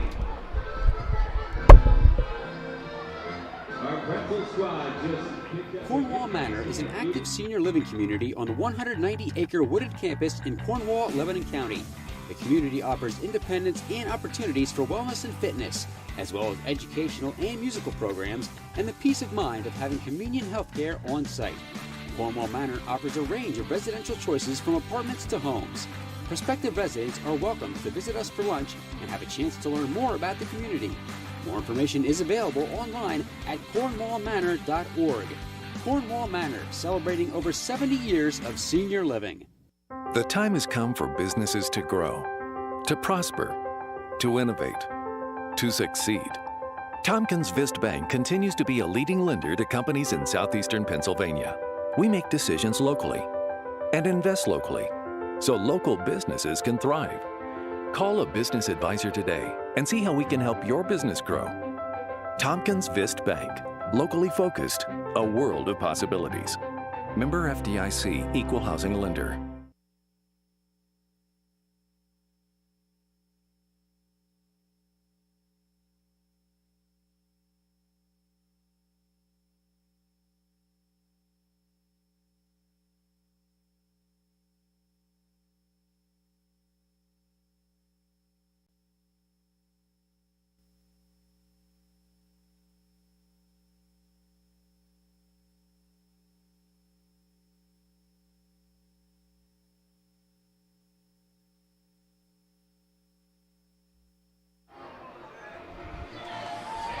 Here we go into the top of the 6th, tied at 2 apiece. Brett Schultz coming out of the bullpen for the Fightin' Phils. Andrew Baker finishing after 2 innings of work, 2 hits, 1 run, 1 walk, and 4 strikeouts. And now Schultz, in his 2nd appearance here in AA, will see the heart of the order for the Fisher Cats, or Elvis Martinez leading things off. Takes a ball inside. Phil Clark and Sebastian Espino also due up, and I have a special guest with me on the airwaves tonight. David, the New Hampshire Fisher Cats broadcaster, joining me here to provide some insight about our opponents as Martinez takes a swinging strike, 1-1. It's been a very eventful series, hasn't it? It has. Fisher Cats snapped their season-long losing streak at 10 games, took 11 innings. We've had some longer ones, doubleheader as well. Here's the 1-1 by Schultz. Popped up foul. Martinez sends one into the stands. We saw Schultz earlier this series back on Wednesday. He pitched 2 clean innings of work in his AA debut. He struck out 3 on 29 pitches. So we've actually seen a lot of AA debuts this week too. You guys have had quite a number. Yeah, a couple with Angel Del Rosario getting the call up. And then today, Robert Robertes, probably see him before the end of the series. Here's the 1-2, down and away, and Martinez strikes out swinging, chasing an off-speed pitch. And there is out number 1 to start off the 6th. Emily, how about the strikeouts for Reading? You know what, I was just talking about that because we started off real well with Taylor Lehman, and the Fightin' Phils picked up 3 more with Zarbniski and 4 more out of Baker. And here is Phil Clark on the left side as Schultz records 1 here to start things off. I was telling them about the math earlier on your strikeout numbers as Clark takes a ball. We're setting all kinds of bad records this year in New Hampshire. Well, see, we're doing the reverse right now. Our pitchers are trying to reach their strikeout record. I will say, a positive first, the Fisher Cats have set their single-season home run record. Okay. Up to 154 after Cardona's tonight. 1-0 swinging strike, 1-1. But the Fisher Cats are, heading into tonight, they were 27 strikeouts away. This is hitting strikeouts, not your pitcher's strikeouts, but they were 27 strikeouts away from a single-season record. 1-1. Down in the dirt. We'll take, and the Fightin' Phils were just 32 away on the pitching side. With 12,000. Oh my God, that would be crazy, huh? Akron, I know, is a really high strikeout team. Their pitching staff, and it's one of those things. There's Fisher Cats are not the only team setting home run records as well. It's a trend that you're seeing across baseball, increase in home runs and punch-outs. 2-1 inside, long ball or nothing. Exactly. No, it's people who are upset with analytics and stats shake their fists at it, but it is a trend that you can't deny. I mean, you see it all the way up in the bigs as well. 3-1 by Schultz, ball 4 inside, and Phil Clark takes a walk for the second time today. He'll head down to first with just 1 out here in the 6th. We're tied at 2, so he represents that go-ahead run for New Hampshire, and he actually scored back in the 4th inning. Here is Sebastian Espino from the right side. You guys have had a number of homers in this series so far. I mean, you had Barger had that grand slam earlier, but I think a cool one for Cardona, Yeah. First in Double-A. He showed a little bit of that power in batting practice, and it was cool to see him go to one of the deeper parts of the park as well. First pitch to Espino, off speed, outside, 1-0. There was a series, Emily, at Binghamton where the Fisher Cats had 17 home runs in a week. That's impressive. It was wild. They scored like 40% of their runs on homers that week. Runner on first, 1 out here. Top 6, a line drive right to McCarthy Tatum. They're trying to double him up at first, and they get him. Tatum at the hot corner is unmatched this week. Lays his body out, makes the play at third, pops up, throws to first, and a line-out double play puts a 0 up on the scoreboard for Schultz. Man, that was a low-line drive, too. And he was able to snag it before it hit the dirt, and a good pop. And that will complete the top of the 6th. On to the bottom half we go, tied at 2. It's the Fightin's turn to bat. RoofMax of West Reading is a safe, easy, proven, and affordable alternative to a complicated and expensive asphalt roof replacement. RoofMax's revolutionary new technology uses natural, plant-based bio-oil to restore shingles' flexibility and instantly add 5 years of life to a roof. And treatment is around 20% of the cost of a complete roof replacement. From homes to commercial complexes, RoofMax of West Reading can help. Visit GetRoofMax.com or call 610-717-3949 for more information. ROG Orthodontics is the proud official partner of the ROG Orthodontics Fightin' Phil's Kids Club. Join today at Fightins.com to get your free ROG Orthodontics Kids Club t-shirt and visit FantasticSmiles.com for more information on why ROG Orthodontics is voted #1 in Berks and Monco. ROG Orthodontics and the Fightin' Phils, 2 great hometown partners. Cornwall Manor is an active senior living community on the 190-acre wooded campus in Cornwall, Lebanon County. The community offers independence and opportunities for wellness and fitness, as well as educational and musical programs, and the peace of mind of having convenient health care on site. Cornwall Manor offers a range of residential choices from apartments to homes. Prospective residents are welcome to visit us for lunch and have a chance to learn more about the community. More information is available online at cornwallmanor.org. Cornwall Manor, celebrating over 70 years of senior living.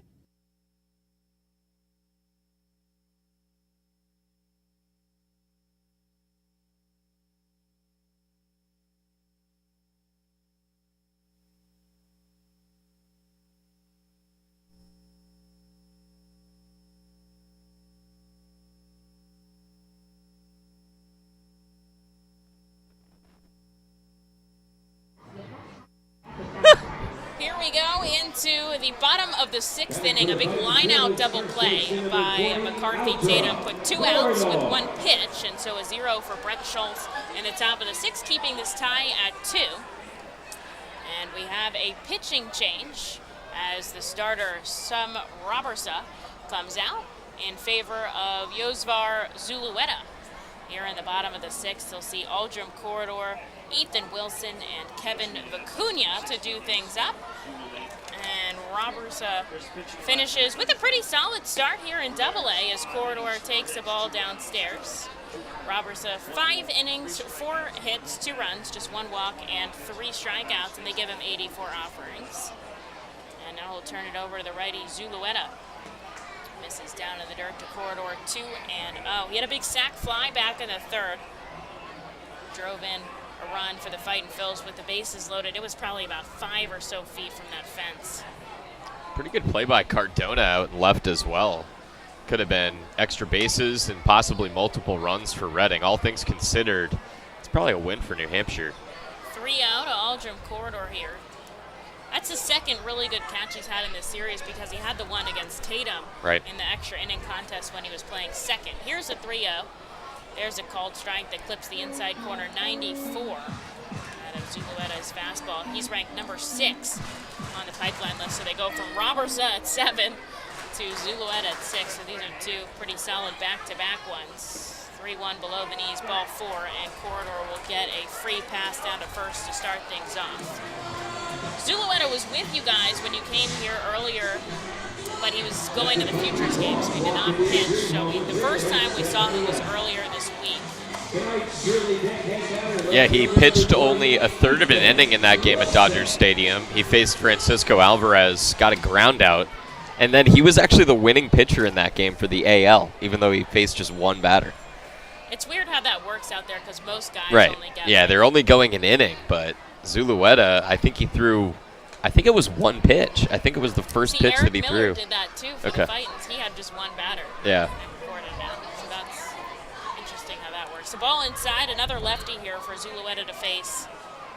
And a 1-0 Ethan Wilson pokes this right to the third baseman Barger. Corridor not taking much of a lead at first, so they can't double him up, but a line out to the third baseman is out number 1 here in the 6th, and beat it by Michael Jackson playing as Kevin Virginia comes up. Emily, what's your favorite Michael Jackson song? My favorite Michael Jackson song? God. Well, okay, not that this is my favorite song. I don't know, I think, man, there's so many, these guys that, the walk-up songs today, I was surprised that no one did Man in the Mirror, because I think that's a really popular one. That's not as hype of a song, though. I don't think I'd want like that as my slower. walk-up song, yeah. You know, yeah. Mine's Billie Jean. It's not even Billie close. Jean. That's Yeah. Jack Conley's for that, Okay. and it's good. Ground ball over to second. They try to flip 2. Fired to first. The throw is off the line by Martinez, and Kevin Vicuña in safe, so can't turn the double play. It was a good hustle by Relvis at short, but almost like too much of a hustle, like overdid the play. Yeah, Relvis, to be honest, at times has been shaky in the field. He's had a couple errors this week, and that's probably a double play ball for most infielders. The throw was a bit errant. I think sometimes Relvis just overthinks a bit on the throws. Still has plenty of potential. And part of that, too, is when you've got somebody like Vicuña batting, which he knows, he's going to hustle. He's going to get down the line quick. You're thinking to yourself, I got to turn this. Right. And sometimes you got to slow down the game. Vicuña going, the throw by Clark is good, but the ball pops out of Del Rosario's glove, and safe at second is Kevin Vicuña, his 9th stolen base of the season, and he gets himself into scoring position with 2 outs here for McCarthy Tatum. Not a bad throw by Clark to the right side of the bag. Yeah, pretty good throw. I thought they had him with the jump that Phil Clark had. He was up quickly, throw was on line, in and out of Del Rosario's glove, so that's probably 2 chances the Fisher Cats have to get Vicuña out, and now he's in scoring position. So we'll see if it comes back to bite them as Tatum took a ball inside. Zulueta looks back to second, home, back to second. Now he comes in with a 96-mile-an-hour fastball that Tatum chases for a strike. 2 runs on 5 hits for the Fisher Cats, 2 runs on 4 hits for the Fightins. We've been knotted up since the 4th inning of work. We're now in the bottom of the 6th. And a really good crowd here in Baseball Town, getting to see a tight contest. Tatum takes this out to center field. Cam Eden on the run over, and he is there to make the catch. So a line out ends the inning. The Fightin' Phils don't record a hit, but they do get a runner in scoring position, and they strand him there. Tied at 2 to the 7th. We go in Reading. The Seidel Auto Group Deck Picnic appeals to both die-hard and casual fans with its summer picnic-like and fun tailgate atmosphere. During your picnic, you may even catch a souvenir, as the area is situated directly in prime home run territory behind the left field wall. Regular season tickets are $30 per person for groups of 20 or more, and children 4 and under are free. Visit Fightins.com/groups or call 610-370-BALL to reserve your group outing today. Golden Oaks is an award-winning high-end golf club that offers golfers a country club experience without country club prices. With 5 sets of tees, golfers of every skill level will enjoy their game. Golden Oaks has Bogey's Pub, a beautiful pro shop, driving range, and learning center that will make any visit complete. Golden Oaks Golf Club is the perfect venue for private events and golf outings. Visit us for our newly opened golf simulators, complete with its own bar area and Bogey's Pub menu items available. You can stay in our beautifully restored 1850s farmhouse and then play our award-winning championship golf course. Each room includes full amenities, cable television, and quaint rustic decor. While on the premises, visit Bogey's Pub for lunch, dinner, or a relaxing beverage. We're ready to serve you here at Golden Oaks and look forward to the 2022 season.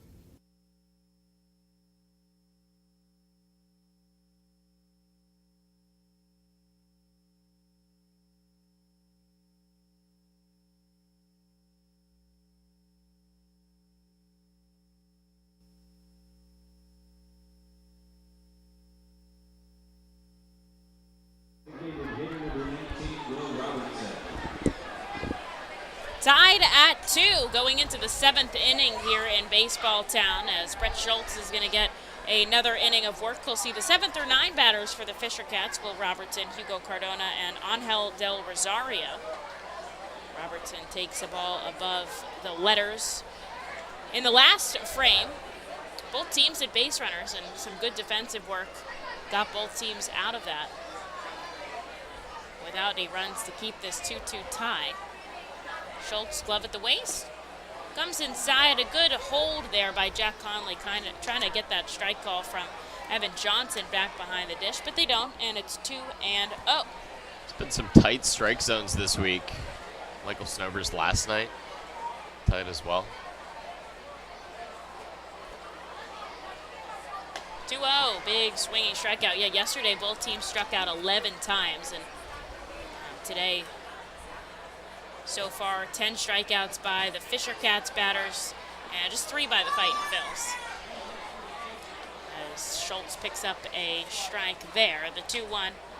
Grounded foul down the first base side near the dugout suite.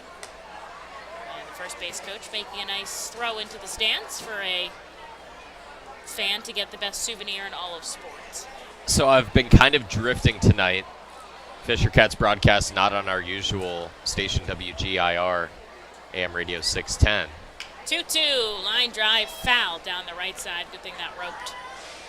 So I've watched in a few different spots. I was down on the third base side in the first inning, and almost immediately, it was the top of the first, a foul ball landed like 2 rows in front of me. Oh my gosh. I didn't make the catch. I blew it. That's embarrassing. I know. Here's the 2-2, grounded foul. Okay, so where else did you sit? Because I always wonder what it looks like from a fan's perspective. No, it's great. great. We do have the best seat in the house up here. Yes. Right back behind home plate at level up. So I watched in the furthest most section on the third base side before the picnic tables. Left field grandstand. Oh, section 9. Correct. I see what you're in the main grandstand. Yep. Here's the 2-2 outside, full count. Then I watched basically first row behind the Reading dugout. Okay, so up close and personal. So by the walkway. That was a popular spot for the kids to get a ball at the end of the inning because Reading's always running off the field that way. Here's the payoff pitch, fouled back into the net behind home plate. We'll keep us count. Then I watched a row in front of the visiting radio booth. Okay. So basically right here, except a little bit down. And then I was in the clubhouse actually for an inning as well, watching on the TV. Oh. Do you hear me down there? I think I could have, but it was down. They have me muted in your clubhouse. That's nice. There's ball 4 outside, and Schultz walks a batter here to start off the 7th. Now the Fightin Phils have gotten a big line-out double play in the last frame, so we'll see what they could do with the runner on and nobody out here for Hugo Cardona. And although this is 8 and 9 in the lineup, this is really where the offense has been coming from your team today. It's from these youngsters here, as Cardona's gone 2 for 2, and he's responsible for both of the runs batted in. Exactly, yeah. Both RBIs today for Cardona. Came into tonight with only 2 hits at Double-A.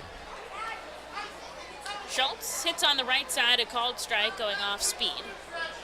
Tied at 2 apiece here in the top of the 7th inning, merging into the back part of this ball game. The Phillies up 7-3 over the Washington Nationals. They're in the top of the 7th as well, out at Citizens Bank Park. And Ranger Suarez still on the bump for the Big Phils. Time is called. Stepping out is Cardona back in the righty batter's box. Shuffling off the bag at first is Robertson.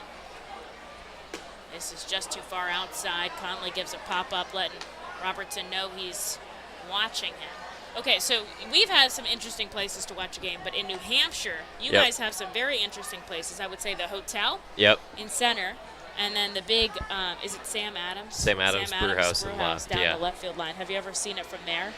So big swinging strike off speed.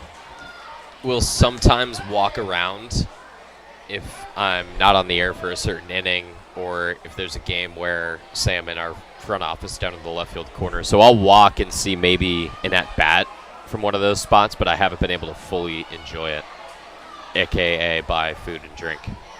Here's the 1-2. Just outside, down and away. Schultz wanted him to chase there, but he holds off, evening the count. So they have a hotel out in center field, and there's kind of like an outside deck area. Yeah, like a patio. A patio. Yep, right by left center. That's really cool. It is. It is. Too bad not the team hotel. Exactly. Gotta make that happen. 2-2, fouled back. It'll hit the roof. Robertson took a couple of steps off first.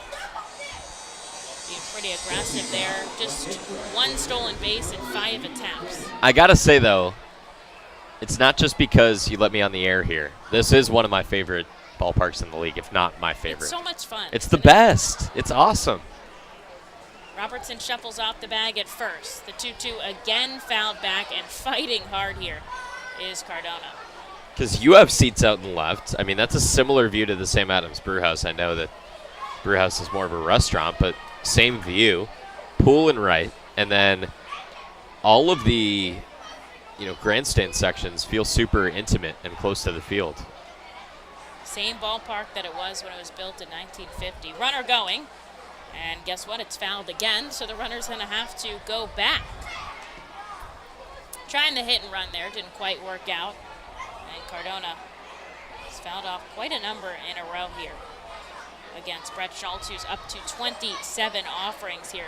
8th pitch of the at-bat impending with a runner on first and nobody out in the top of the 7th, tied at 2.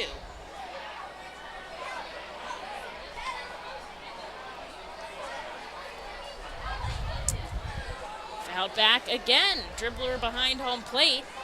Offering number 9 coming in. So, Emily, Cardona was the first batter in the top of the 7th when Reading was up 7-3 in Game 1 of the doubleheader on Wednesday. Cardona worked a long at-bat, ended it with a single, and then Barger had the grand slam a few batters later. He's shown some really good discipline in the batter's box over this week. Schultz pickoff attempt over to first. Robertson almost overruns the bag trying to get back, but he's able to keep his left foot there as Corridor puts the tag on it. There's the first step off of this AB. And it's very interesting because usually when they get past 9 or so pitches, it's the batter that's very fatigued, and usually the pitcher wins out. The 2-2 popped up infield. Wendell Rijo trotting back, calling off De La Cruz. Actually calls him off coming in. And honestly, that's the right communication there by the Fightin' Phils defense. Somebody coming in, much better read on the baseball than somebody backtracking for it. And I really like the communication in the field here by the Fightins as they pick up out number 1. And De La Cruz ended up making that play. And here is Angel Del Rosario in on the right side with the runner on first and 1 out. Can I compliment one of your players? You may. Why would I say no? Really like Carlos De La Cruz. Oh, he's so much fun to watch, isn't he? He's awesome. He's such a good... This is a ground ball over to short. 6. Oh, no. Under the glove of Stokes. He tries to make the play at first. And safe at first is Del Rosario. And that'll go in as an error on Madison Stokes as the ball slips under his glove.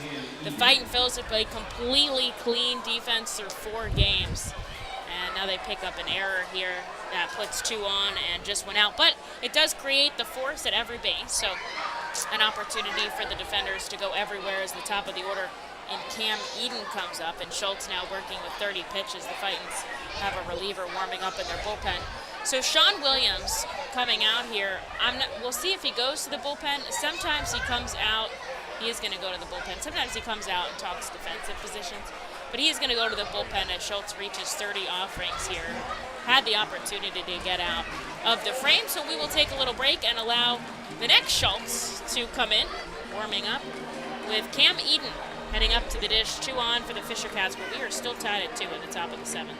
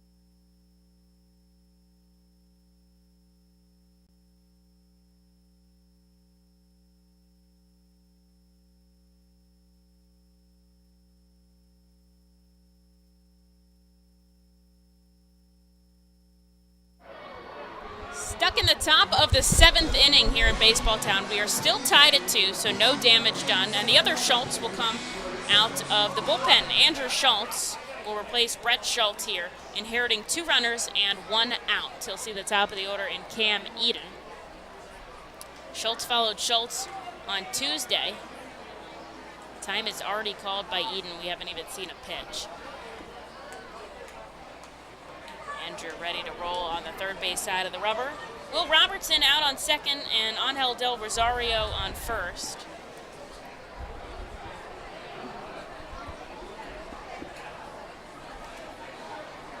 Schultz, first pitch, outside corner, called strike, and that's the way to get it started here. Trying to keep this game tied at 2 late in this contest. We've been tied since the 4th.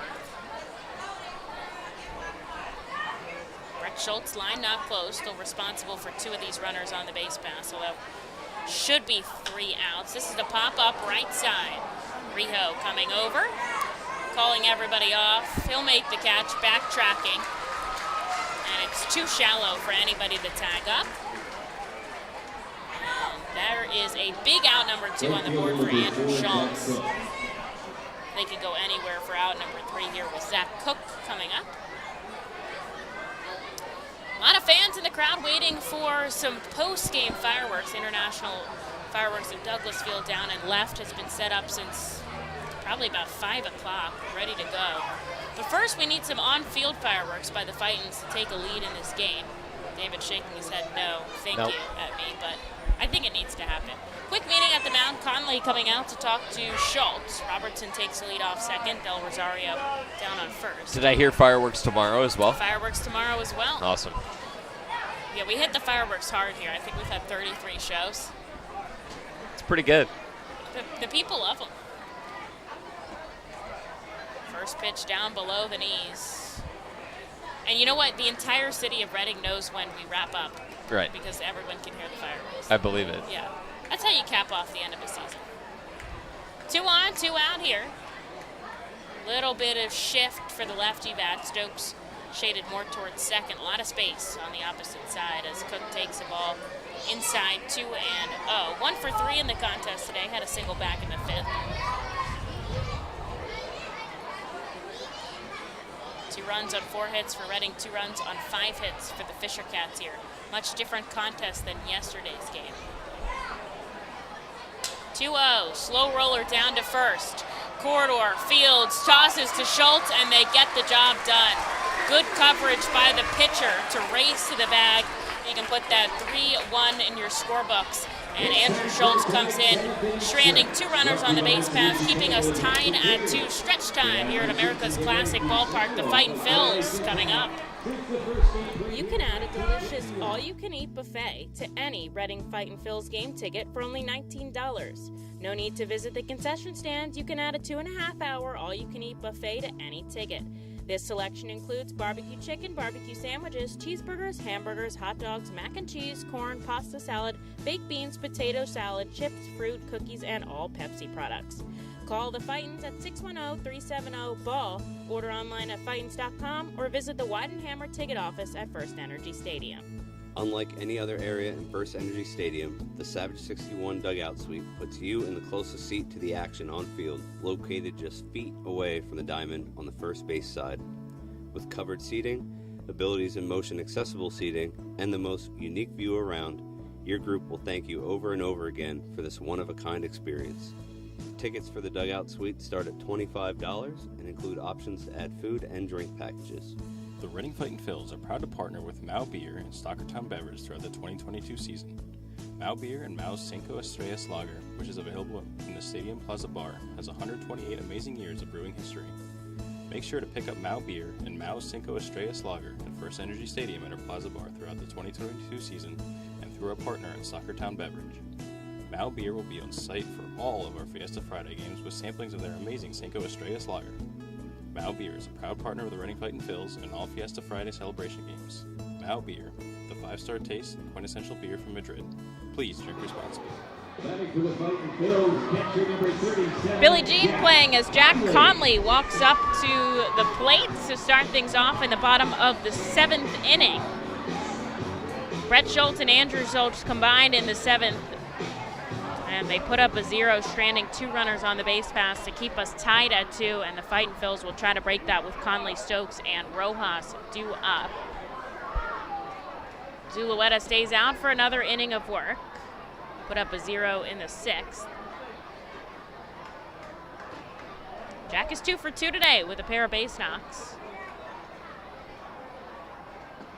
Takes a called strike, down and away, the count evens. He actually went 1 into left field and 1 into right field, both line drives. Can't figure out where to put your defense if you hit like that. 1-1 up above the letters. Available off the bench tonight for the Fightin' Phils, Herbert Iser. He's been catching down in the bullpen today. Jonathan Guzman can play over at shortstop, middle infield probably. Here's the 2-1 down in the dirt, 3-1. And then Jalen Ortiz having the day off today as well. Fisher Cats have 3 guys available off the bench. Luis De Los Santos, who we haven't seen in this series. There's ball 4, and Jack Conley will reach base for the 3rd time tonight as the Fightin' Phils have the go-ahead runner out on with a leadoff walk. And here is Madison Stokes looking to at least move him over. We'll see if he maybe tries to lay down a bunt here.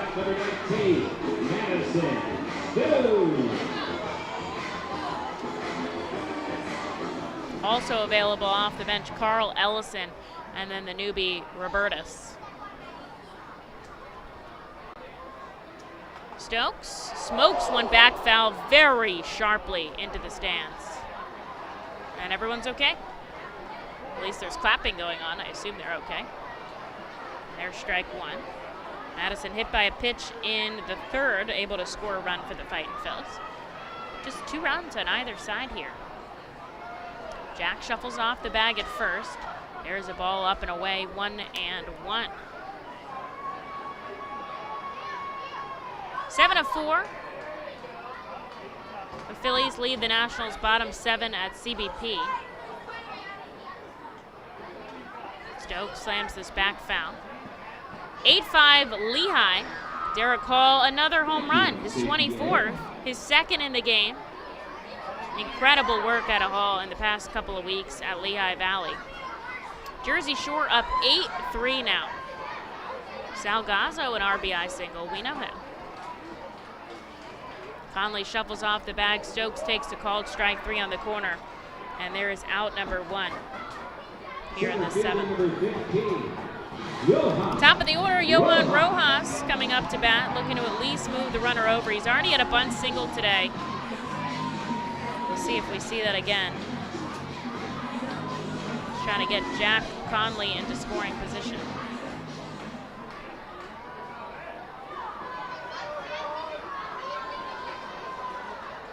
Bat on his shoulder, takes a big swinging strike, fouls it back into the crowd.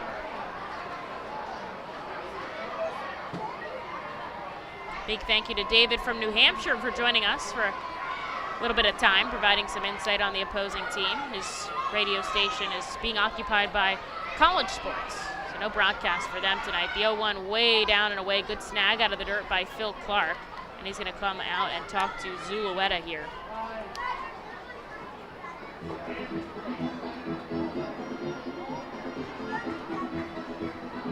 No wind at the ballpark. It was breezy earlier, but that flag is now hanging down at the pole in center. Not going to affect us here late in this contest, which is good for post-game fireworks too. All those little pieces of cardboard will end up beyond the fence and not on the field. Rojas puts the bat on his right shoulder. A 1-1 count here with the runner on first. 1 out. Big swinging strike, 98 from Zulueta with the fastball.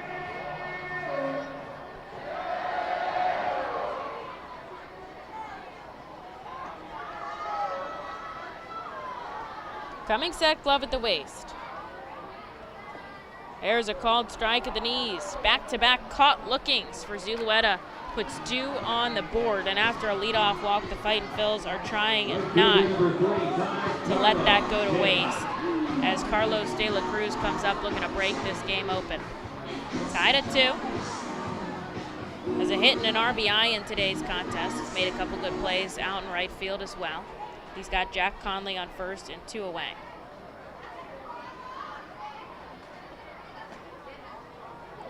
Late to the fastball. 0-1.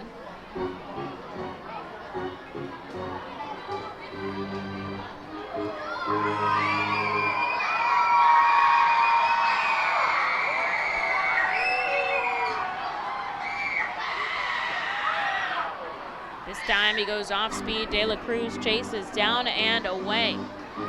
Fisher Cats got on the board first in the top of the 3rd with Cardona's home run. The Fightin' Phils put up 2 in the bottom half.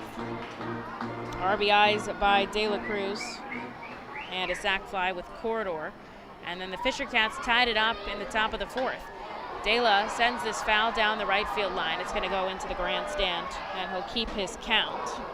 And that's where we've been since the 4th.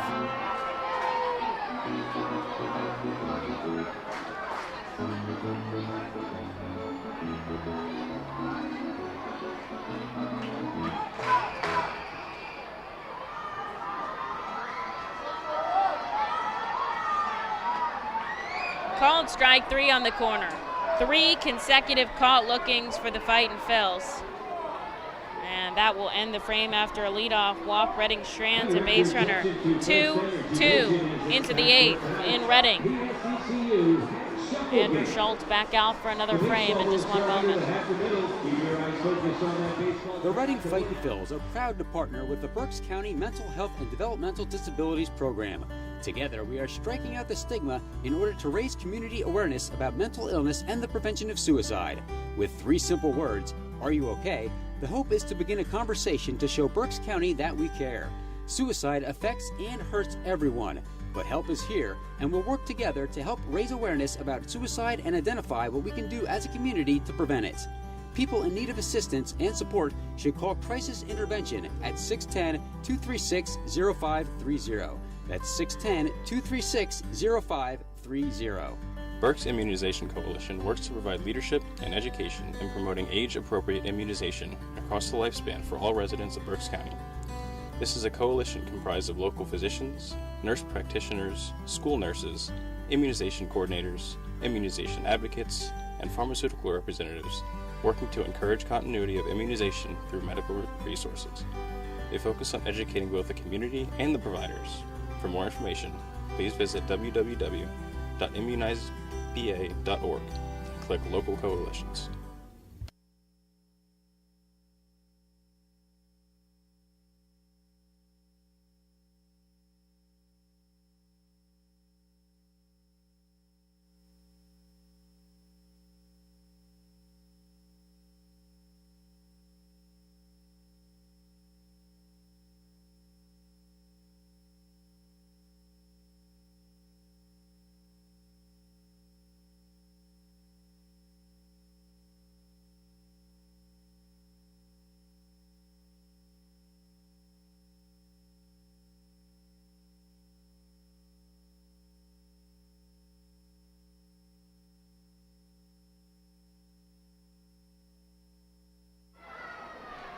Andrew Schultz will get a fresh inning of work after coming in the 7th and stranding 2 runners on the base pass to close the line for Brett Schultz. Finishes with an inning and a third of clean work, walking 2, striking out 1 on 30 pitches, and Barger is hit by the first offering that he sees, and that will start off the top of the 8th with a base runner. Tied at 2 apiece, we have been since the 4th, so Barger represents the go-ahead run for the Fisher Cats. As he gets clipped in the elbow, he'll get a free pass down to first, which I suppose he might be happy with. After striking out in the 5th, he slammed his bat over his knee. The crowd gasped. Don't see that too often. First pitch to Orelvis Martinez. In on the outside corner for a strike.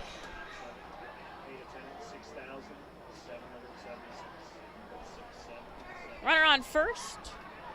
Nobody out. Schultz out of the stretch. Down and away. Good snag out of the dirt by Jack Conley, and it evens out 1 apiece.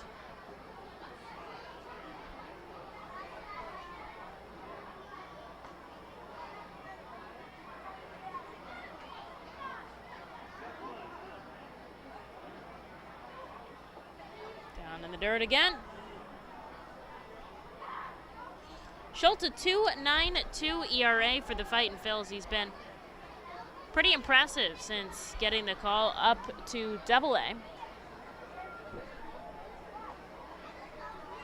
This is Andrew Schultz. Can get a little confusing.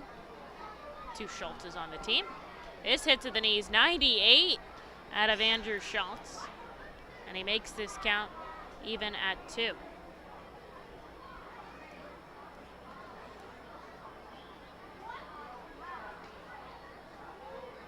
Runner on first, thinks about going. This is a fly ball out to right. De La Cruz is there to make the catch, and Barger has to stay put on first. There is 1 away in the top of the 8th. Here's Phil Clark. Number 5, Phil Clark.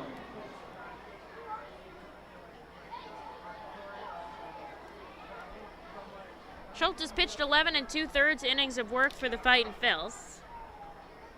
Pitched 30 innings for Jersey Shore. That's where he started the season, 4.80 ERA, 31 appearances. Phil Clark from the left side takes a ball inside. Clark has been walked in his last 2 at-bats. The first time he scored a run, the second time he was tied up in a line-out double play at first. Now he takes a called strike, 92. And the count evens.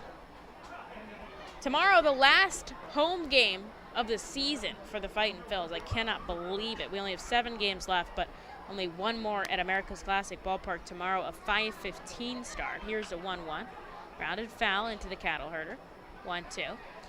Mick Abel set to be on the bump, the Phillies' number 2 prospect, number 57 overall on MLB Pipeline's prospect list, and he will face off Jimmy Robbins from the Fisher Cats. So a night game here in Reading, 5:15 start, post-game concert, post-game fireworks. We're doing the works. Way up and in, and Phil Clark just gets out of the way in time. Barger was hit by a pitch. He's down at first.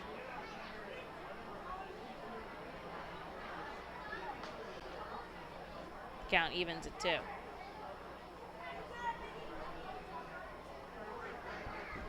Good bullpen work on either side to hold this game tied at 2 in the top of the 8th inning. 2-2 outside, full count. Here to Phil Clark up at the plate.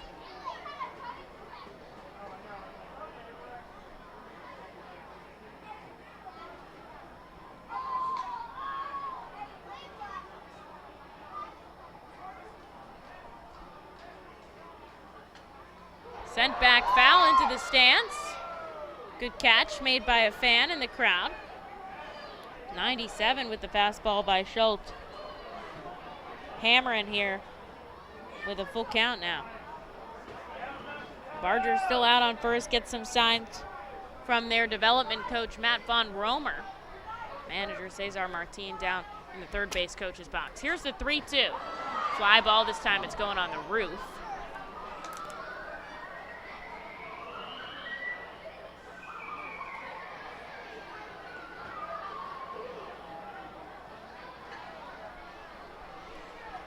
Barger just a slight lead off of first. Once again, the payoff pitch. Runner going, and doesn't matter since it's a walk on ball 4. That'll put Barger into scoring position on second. 2 on with free passes. A hit by pitch and a walk here is Sebastian Espino with just 1 out, but a forced play everywhere for the Fightin' Phils.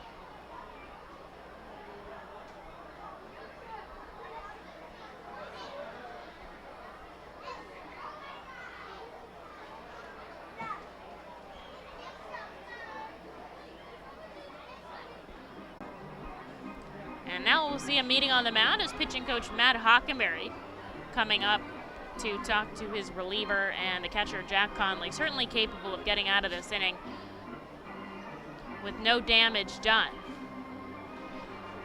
Actually, this is the scenario he entered in the 7th, 2 on and just 1 out. So got out of that clean, could do it again.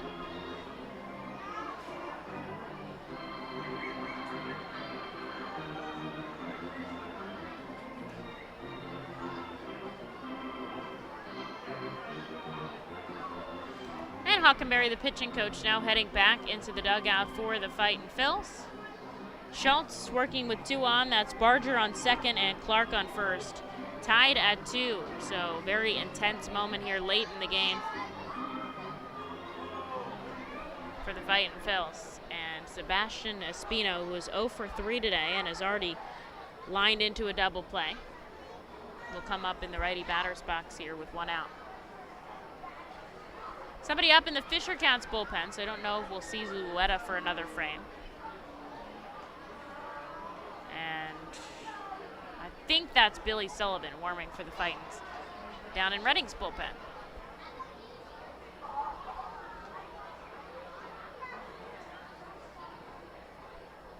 First pitch ball to Espino. Schultz gets the sign, now he comes set, glove at the chest. Looks back at second. Brings his glove down, 1-0 up and in.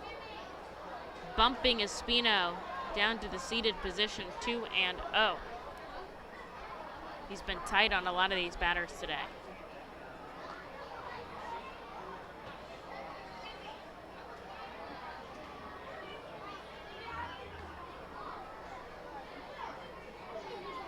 Infield playing straight up here. Schultz steals outside, 3-0 and in danger of loading the bases.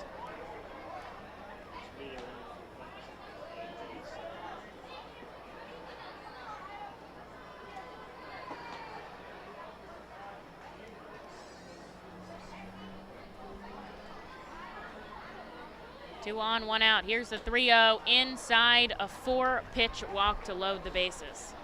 So the meeting at the mound did not help in this scenario, and all free passes issued by Schultz.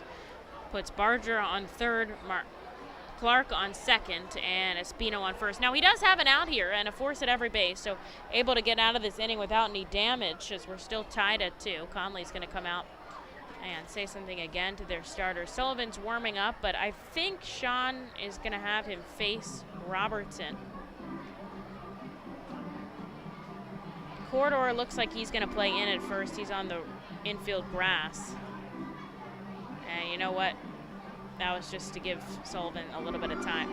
So Sean is going to come out here, and he is going to take the ball away from his reliever, and Billy Sullivan is going to enter this game with the bases loaded and 1 away. That's a tight spot to be in. We're tied at 2. And the Fisher Cats threatening in the top of the 8th. We're going to take a break and be right back.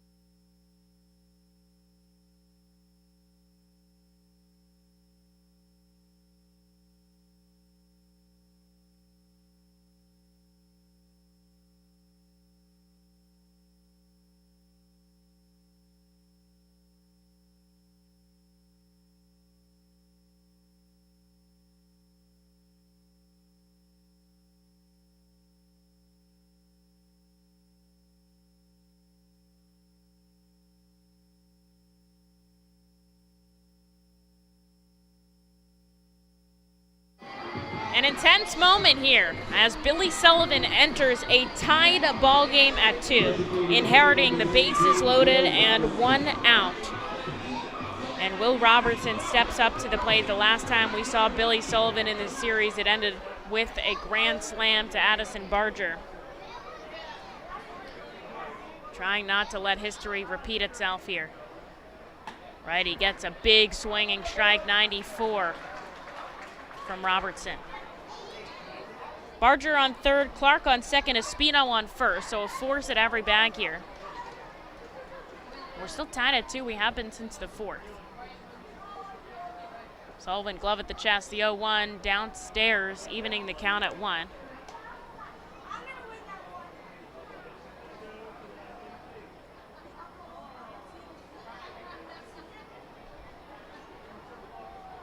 Corner infielders playing in, middle infielders back deep, trying to turn the double play if they can. Good called strike on the outside corner. What a frame by Jack Conley. Billy hits 96, and the count is 1-2.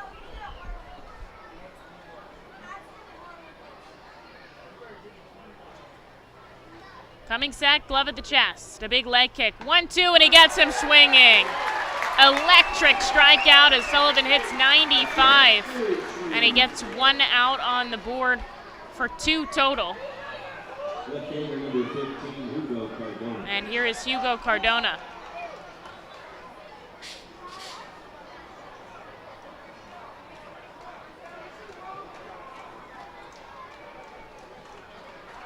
Cardona's been the hero of the game for the Fisher Cats. Come up in a tight situation as he takes a hefty swinging strike. Billy hitting hard with the velocity, 97 there. Bases juiced for the Fisher Cats. Billy working hard to keep this a tied ball game in the top of the 8th inning. 0-1 upstairs.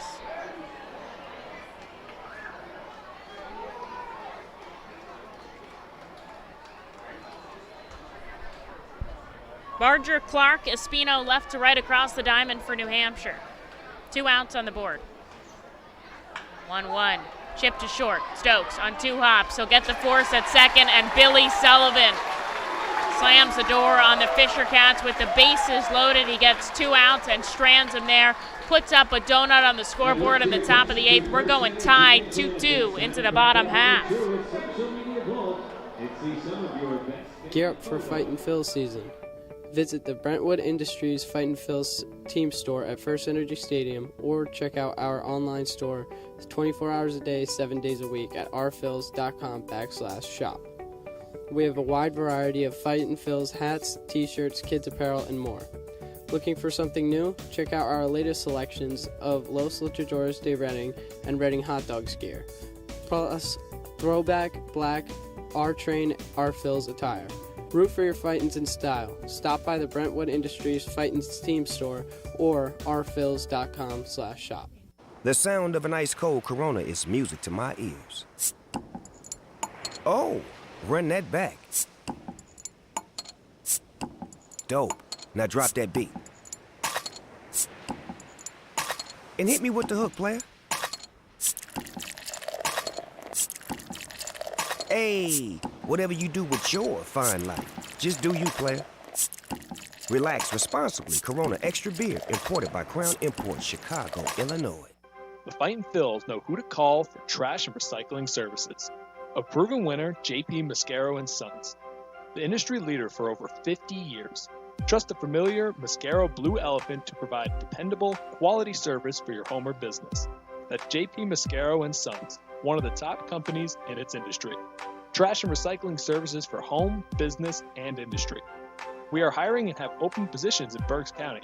Check our website for open positions at jpmascaro.com or call 1-888-MASCARO. JP Mascaro & Sons, ready to serve you.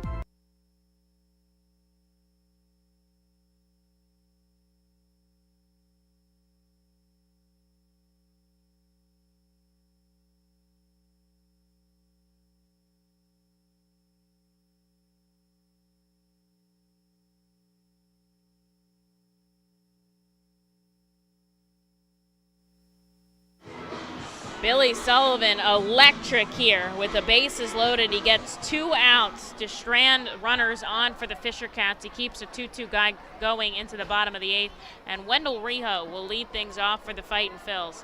Everybody that comes up represents the go-ahead run for the Fightin' Phils. They want to get it done here in the 8th and close the door in the 9th. They've got a good spot to do it. Rijo, Corridor, and Wilson do up. Wendell sends this back foul. A pitching change as Jimmy Burnett comes in for Zulueta. Finished with 2 clean innings of work, walked 2 and struck out 3.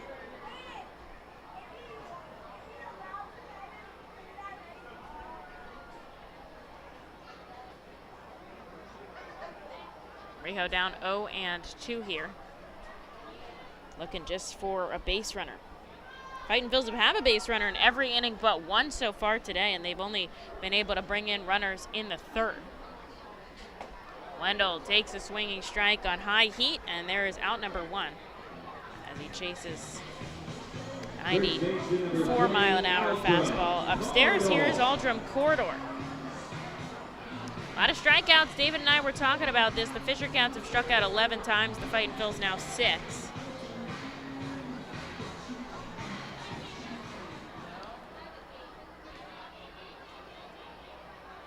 Here's Corridor from the left side, and the lefty Burnett gets the called strike very far outside.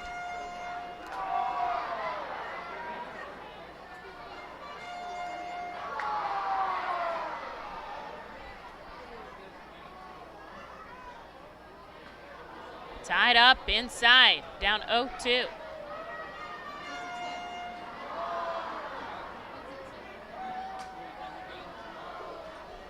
Waiting in the on-deck circle, Ethan Wilson.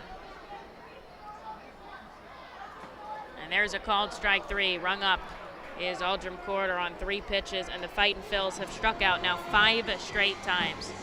3 tracking back to Zulueta, and now 2 here from Burnett. And here is Ethan Wilson with 2 away.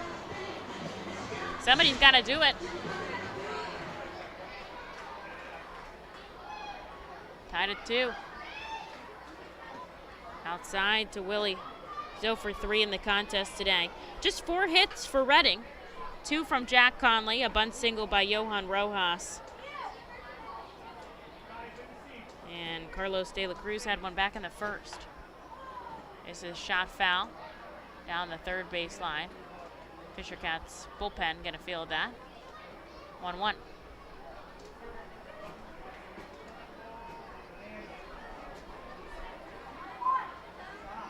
Kevin Vicuña waiting in the on-deck circle. 1-1. Up the middle on 2 hops. Martinez over to first, and the Fightin' Phils go down in order here. So we go to the 9th. The Fightin' Phils need to shut down the Fisher Cats in the top half to have a chance to walk it off in the bottom half. We are still tied at 2.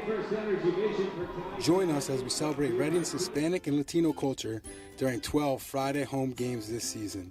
With Savage 61 Fiesta Fridays presented by eXp Realty, Breakthrough Beverage, Humane Pennsylvania, Origlio Beverage, and Mal Beer.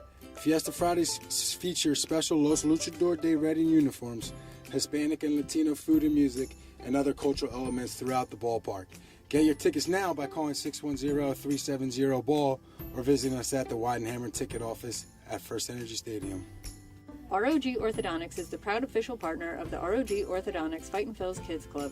Join today at Fightins.com to get your free ROG Orthodontics Kids Club t-shirt and visit FantasticSmiles.com for more information on why ROG Orthodontics is voted #1 in Berks and Monco.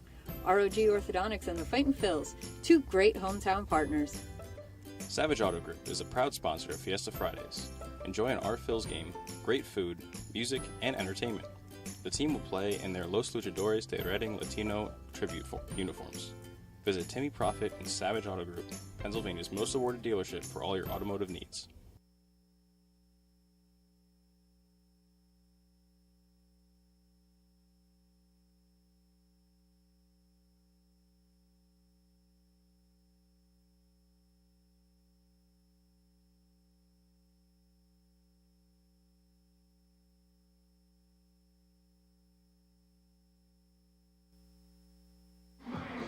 Billy Sullivan's going to get a fresh inning of work here after getting 2 outs with the bases loaded in the 8th. The Fightin' Phils went down in order in the bottom half, so we are still tied at 2 into the 9th inning. So the Fightin' Phils need 3 outs in the top half, and they'll look to walk it off in the bottom half. Of course, either way, they're going to bat in the bottom half. Angel Del Rosario leading things off.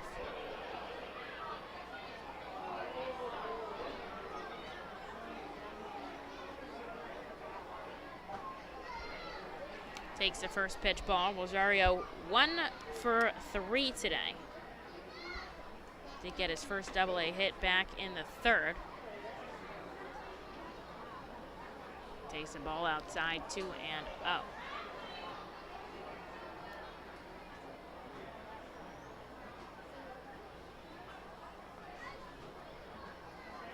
Big swinging strike. Sullivan reaches 98, upping his velocity here. Just needed 7 pitches to put those 2 outs on the board. Closing Schultz's line. Down and away, 3-1. So Andrew Schultz finishes with a clean inning of work, walking 1. He did hit 2 batters, but Sullivan closed his line for him to keep it clean. There's a called strike, 99 out of Billy. Reading off the radar gun here, and he gets himself a full count. 2 runs on 5 hits for the Fisher Cats, 2 runs on 4 hits for Reading. It has literally been that way since the 4th inning. There's a called strike 3. Caught looking on the outside corner. Sullivan, a big strikeout to start off the top of the 9th. Here's Cam Eden. Center fielder number 6, Cam Eden.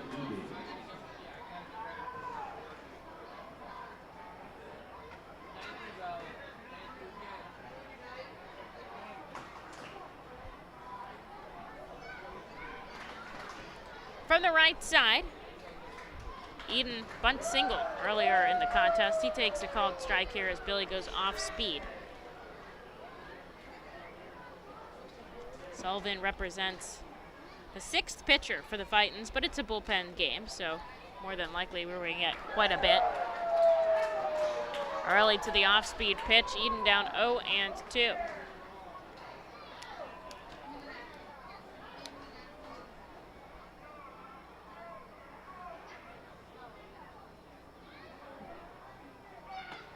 Up above the letters. Washington threatening Philadelphia in the top of the 9th.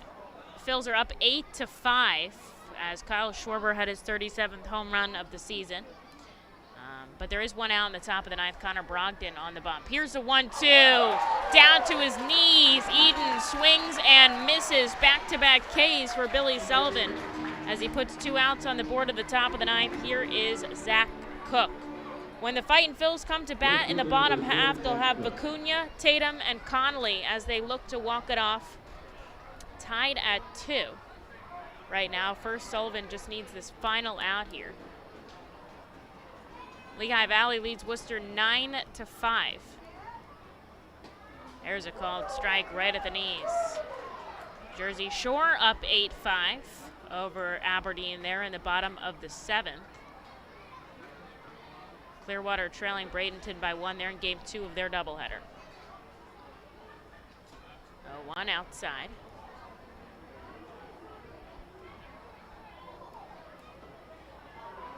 Looking good around the farm system today. Infield, outfield, back deep. 1-1. Cook takes a swinging strike on a fastball, and Billy Sullivan is trying to strike out the side here to put the Fightin' Phils back up to bat, swing that momentum in the home team's favor. A ball and 2 strikes, checks his swing, but he goes around. Zach Cook strikes out, and Billy Sullivan strikes out the side.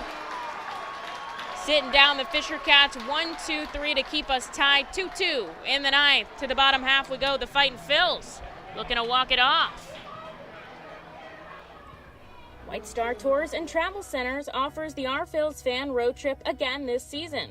It's your chance to hit the road with other Our Phils fans, see an Our Phils road game, meet with an Our Phils player, and see 2 Philadelphia Phillies road games. The White Star Our Phils fan road trip visits Erie and Pittsburgh, Thursday, July 28th through Sunday, July 31st. You see the Our Phils at Erie, meet with an Our Phils player or coach, then head to Pittsburgh for a tour of the city, including the Incline, and a ride on the Yankee Clipper riverboat. You will attend 2 Phillies games versus the Pirates on Friday and Saturday before traveling home Sunday with a stop at the Flight 93 National Memorial. Visit the customer service booth for more info on the White Star Our Phils fan road trip to Erie and Pittsburgh. Space is very limited. Sign up today. Nursing home neglect is a serious problem. If you or a loved one has suffered from bed sores obtained in a nursing home or a fall down in a nursing home resulting in a fracture, our friends at Swartz-Culleton can help. Call the attorneys at Swartz-Culleton for a free consultation. Their phone number is 1-800-JUSTICE. That's 1-800-587-8423. Once again, call 1-800-JUSTICE today. Swartz-Culleton is a proud sponsor of the Reading Fightin' Phils.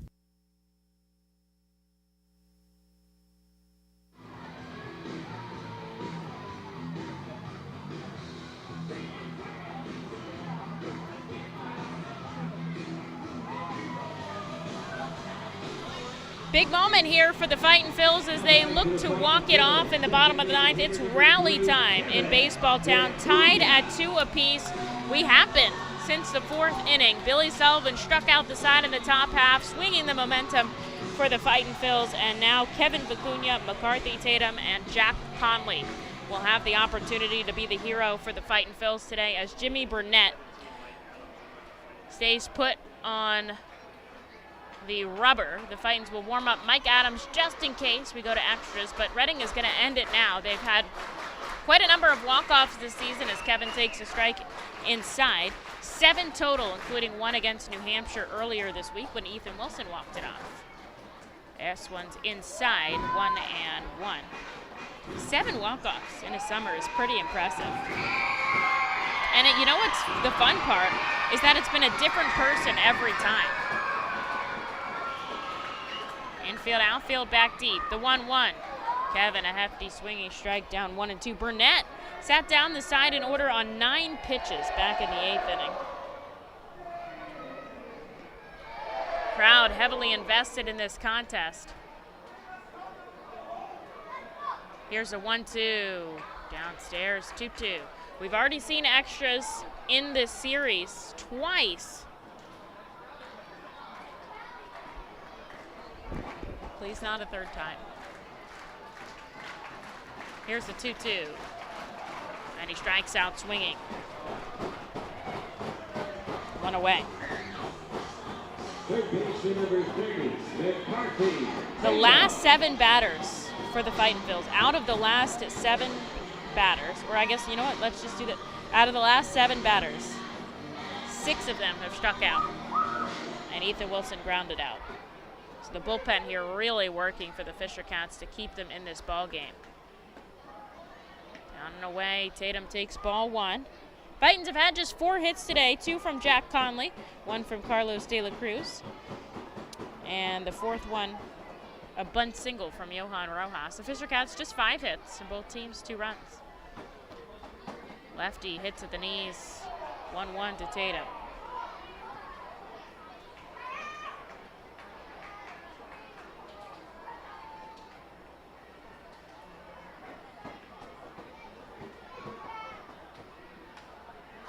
McCarthy pops this foul. It's going to go right into the Fightin' Phils dugout.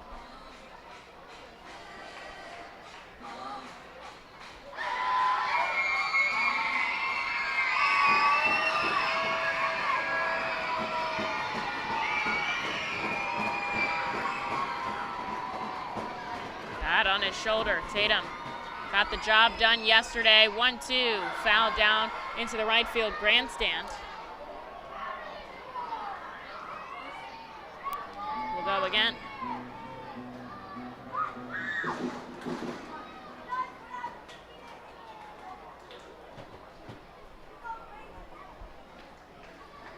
One out on the board, bottom 9. Here's the 1-2 dribbler back foul. Kids in front of me, Little League team, they've got their caps inside out. That's for rally time here.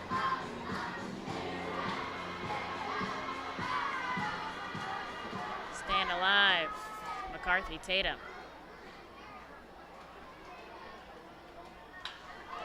Tatum puts this in the gap in right center. That's going to drop in. He's going for 2. The throw is nowhere close. I am not sure what happened to Cam Eden out in center field, but he is down on the ground. A double for McCarthy Tatum as he pushes the extra bag.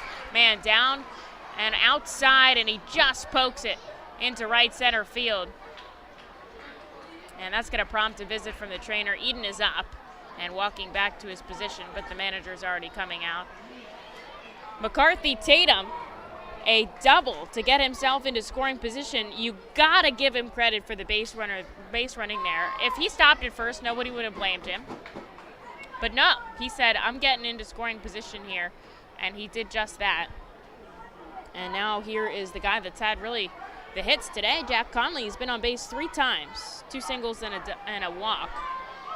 And a chance to be the hero here with a runner on second and 1 out. The Fightin' Phils and the Fisher Cats have been tied at 2 since the 4th inning. I think these rally caps in front of me are working. They like the Michael Jackson.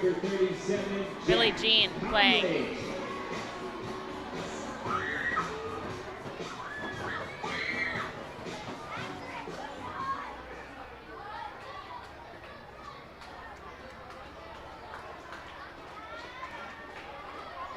Puts the bat on his shoulder.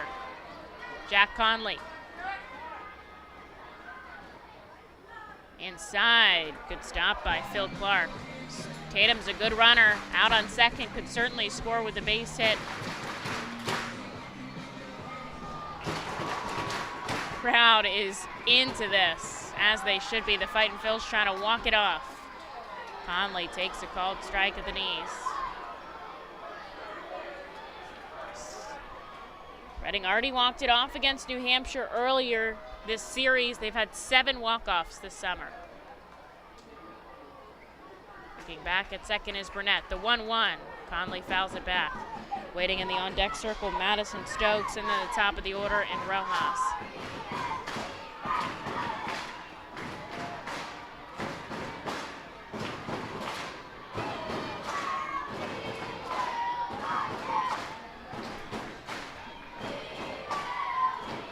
Tatum on second after doubling. 1 out here, bottom 9. 1-2 down in the dirt. Good take by Conley, and the count evens. Fisher Cats started it off with a home run by Cardona in the third. The Fightin' Phils put 2 on in the bottom half, and the Fisher Cats tied it up in the fourth. And that's where we've sat this game. It's been all bullpen. Both teams have had their chances. Here's the 2-2, a called strike 3. Conley can't believe it. Thought that was a ball below the knees. Crowd booing the umpire as Jack walks back to the dugout with out number 2. And now it's on Madison Stokes. Got to keep the line moving. You've got that opportunity. Out on second, Tatum doubled to reach. But Adams is ready if we need him for the 10th. Stokes chips this to third. Addison Barger makes the play on to first, and we need him. To the 10th we go. Third extra inning contest in this game, in this series. Tied at 2. 10th, here we come.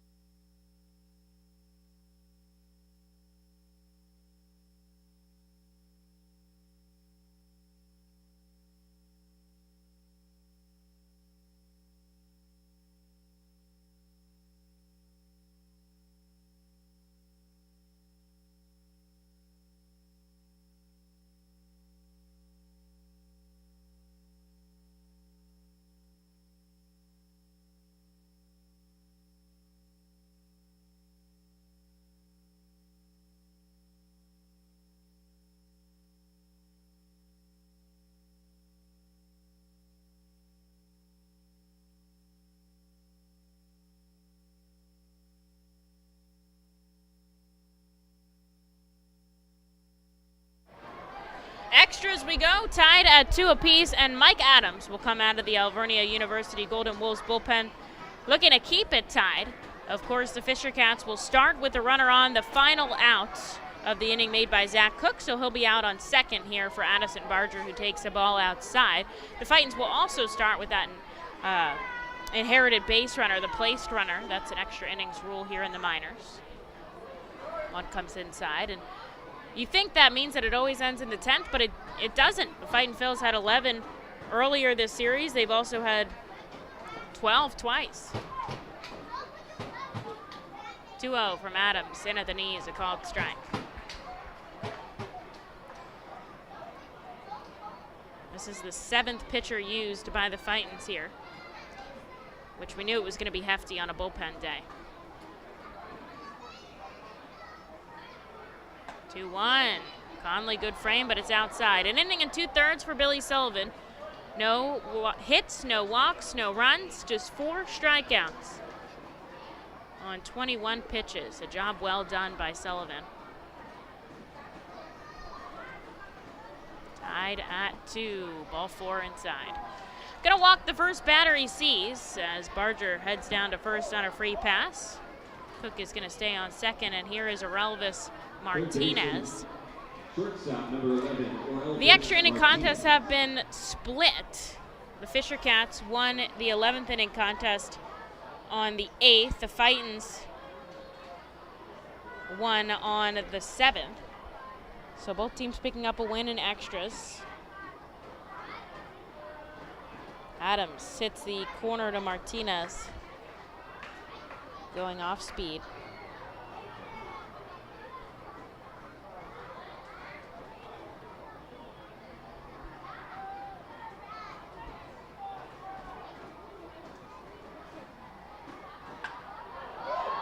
Fly ball out to left field. Wilson back at the warning track. He is there to make the catch. They're trying to tag at third. Throw is cut off by Stokes. I mean, it wasn't going to make it there anyways. And a deep fly ball at least allows 2 in scoring position for the Fisher Cats. And now Adams is going to have to be very careful with Phil Clark and Sebastian Espino due up.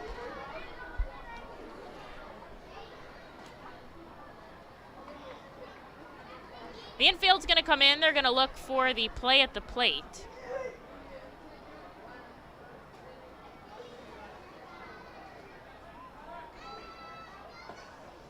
Inside from Adams. Not many people available left in the bullpen. I mean, it's with all these extra inning contests and the doubleheader on Wednesday, it is tight.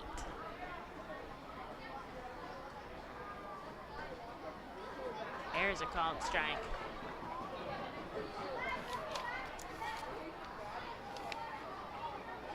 Leverett's probably available.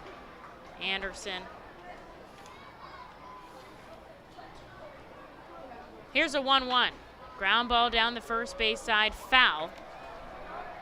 Still a chance for Adams to get out of this without any damage done. Either way, the Fightins are coming up to bat in the bottom of the 10th.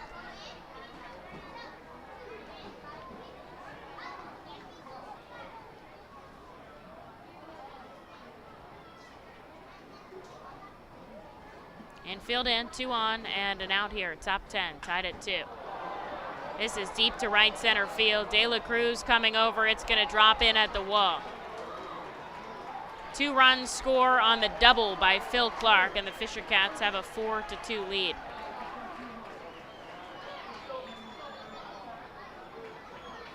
Now, obviously, still a chance for Reading to get those back. First baseman number 9, Sebastian. Those are the first runs scored since the 4th inning, as Phil Clark perfectly places a double in the gap. Extras are not kind to the Fightin' Phils. Their record 4-7 in extra innings. 5 extras at home, 6 on the road. Here's Sebastian Espino, lines this over the head of Madison Stokes. Being held up at third as Clark runners on the corners with only 1 out. Does set up for the double play. Designated hitter number 19, Will Robertson. And here's Will Robertson from the left side.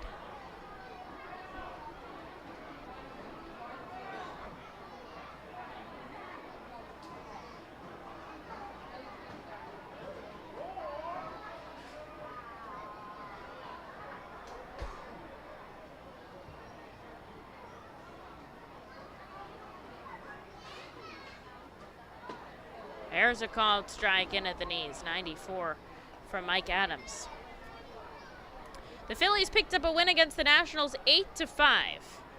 Third in the NL East against the division rival, 77-62 on the summer. This is fouled back, down 0-2. Ranger Suarez got the win, his 9th of the season for the Big Phils, going 6 2/3, 7 hits, 4 runs, the former Fightin'.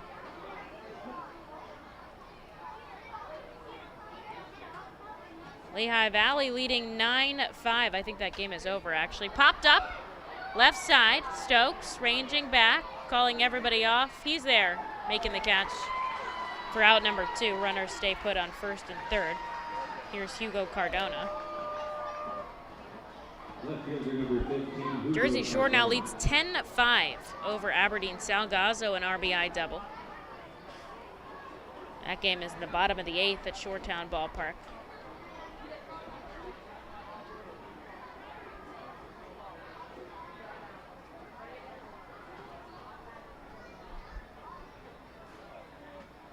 There's a called strike. 4-2 now. Fisher Cats on top with that run-scoring double by Phil Clark. When Reading comes up to bat in the bottom half, they'll have... This has popped up down the right side. It's going to come out of the field of play. Corridor does give chase, but he can't get to it. They'll have Madison Stokes as the inherited runner out on second in the top of the order, so they're in a really good spot, but now they'll need at least 2. They've had plenty of opportunities to score runs in this game. So have the Fisher Cats. It's been tight. Runners on the corners.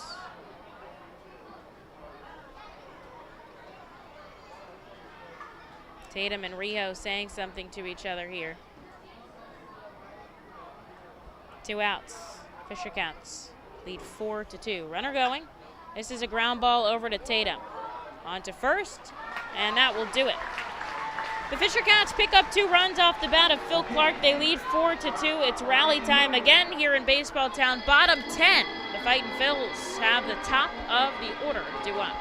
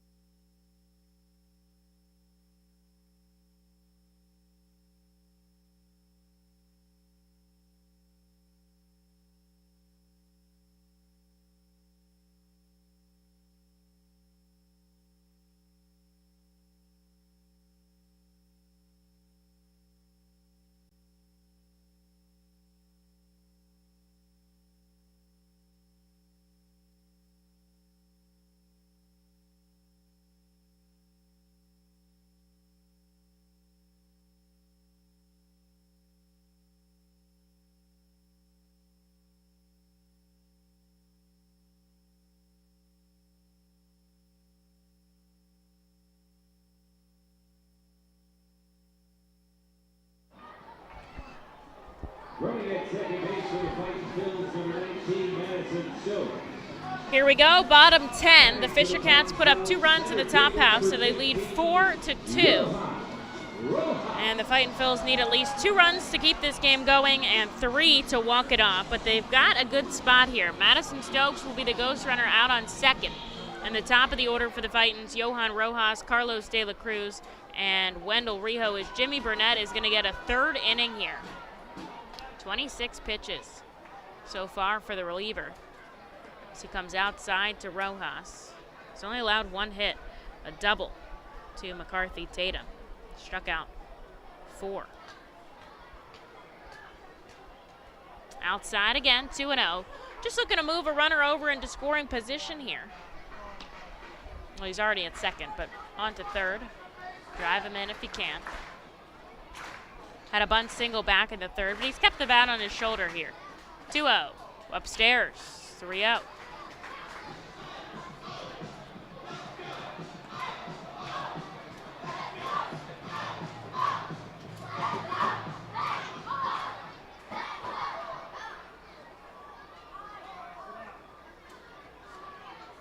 Rio. Outside, ball 4. A 4-pitch walk to start us off in the bottom of the 10th, down by 2. Yeah, that'll work.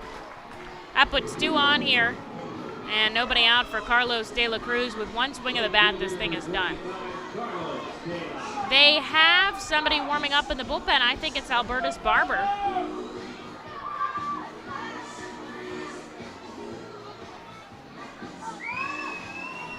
Little bit of exchange of equipment going on between Mike Jones at first and the dugout. They're tossing Rojas his little oven mitt. De La Cruz swings through a fastball. 0-1. Still a good crowd here in Baseball Town. It's late. It's 3 hours again. Man, we've had some long games this week. 3 extra inning contests, too. 0-1. De La Cruz sends us in the gap in left center. Scoring easily, McCarthy Tatum. Rojas coming home. This game is tied. De La Cruz on to third. A triple. 4-4, bottom 10. That's about as electric as it gets from Carlos De La Cruz. Man, hit the gap perfectly. It went all the way to the wall, and he hustled out of that batter's box, and he got himself 90 feet from home plate. First triple here in Double-A for De La Cruz. He drives in. Stokes and Rojas were tied at 4, and there's still nobody out. Wendell Rijo coming up, a chance to walk this off for the Fightins. Infield in for the Fisher Cats, and they're going to intentionally walk him here. That'll set them up for the double play. But there's no outs, so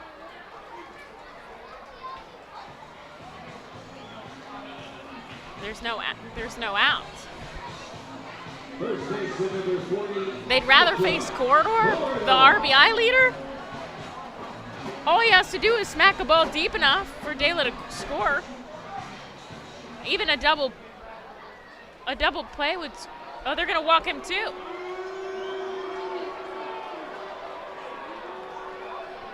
Wow, Ethan Wilson better feel pissed right now because he already walked it off.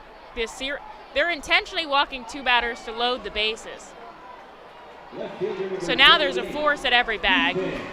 That's a move, I guess. I see what they're doing. They're making a force everywhere. They're forcing De La to come home at third, so they have to make the play at the plate. They can make the play at the plate easily, but I mean, anything in the outfield is scoring him. And Wilson already walked it off once here for the Fightins.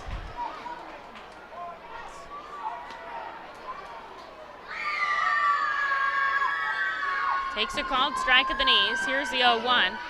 Wild pitch gets away. De La Cruz coming home, and that'll do it. A walk-off wild pitch for the Fightins. Heck yeah. Mobbed at the plate. And it's getting a little hefty between these two teams. They want to dump it on De La for scoring. He's not coming over. A walk-off wild pitch to Fightin' Phil's 5-4 in the bottom of the 10th. And they are forcing him to be dumped by the ice bucket. Walk the bases loaded. That's what you get. Fightin' Phil's get 2 walk-offs in this series. And they win 5-4 in the bottom of the 10th. How about that? All right. Tomorrow we wrap up at America's Classic Ballpark, a 5:15 start. Mick Abel on the Rubber Fans. Thanks so much for tuning in. Your final score: Reading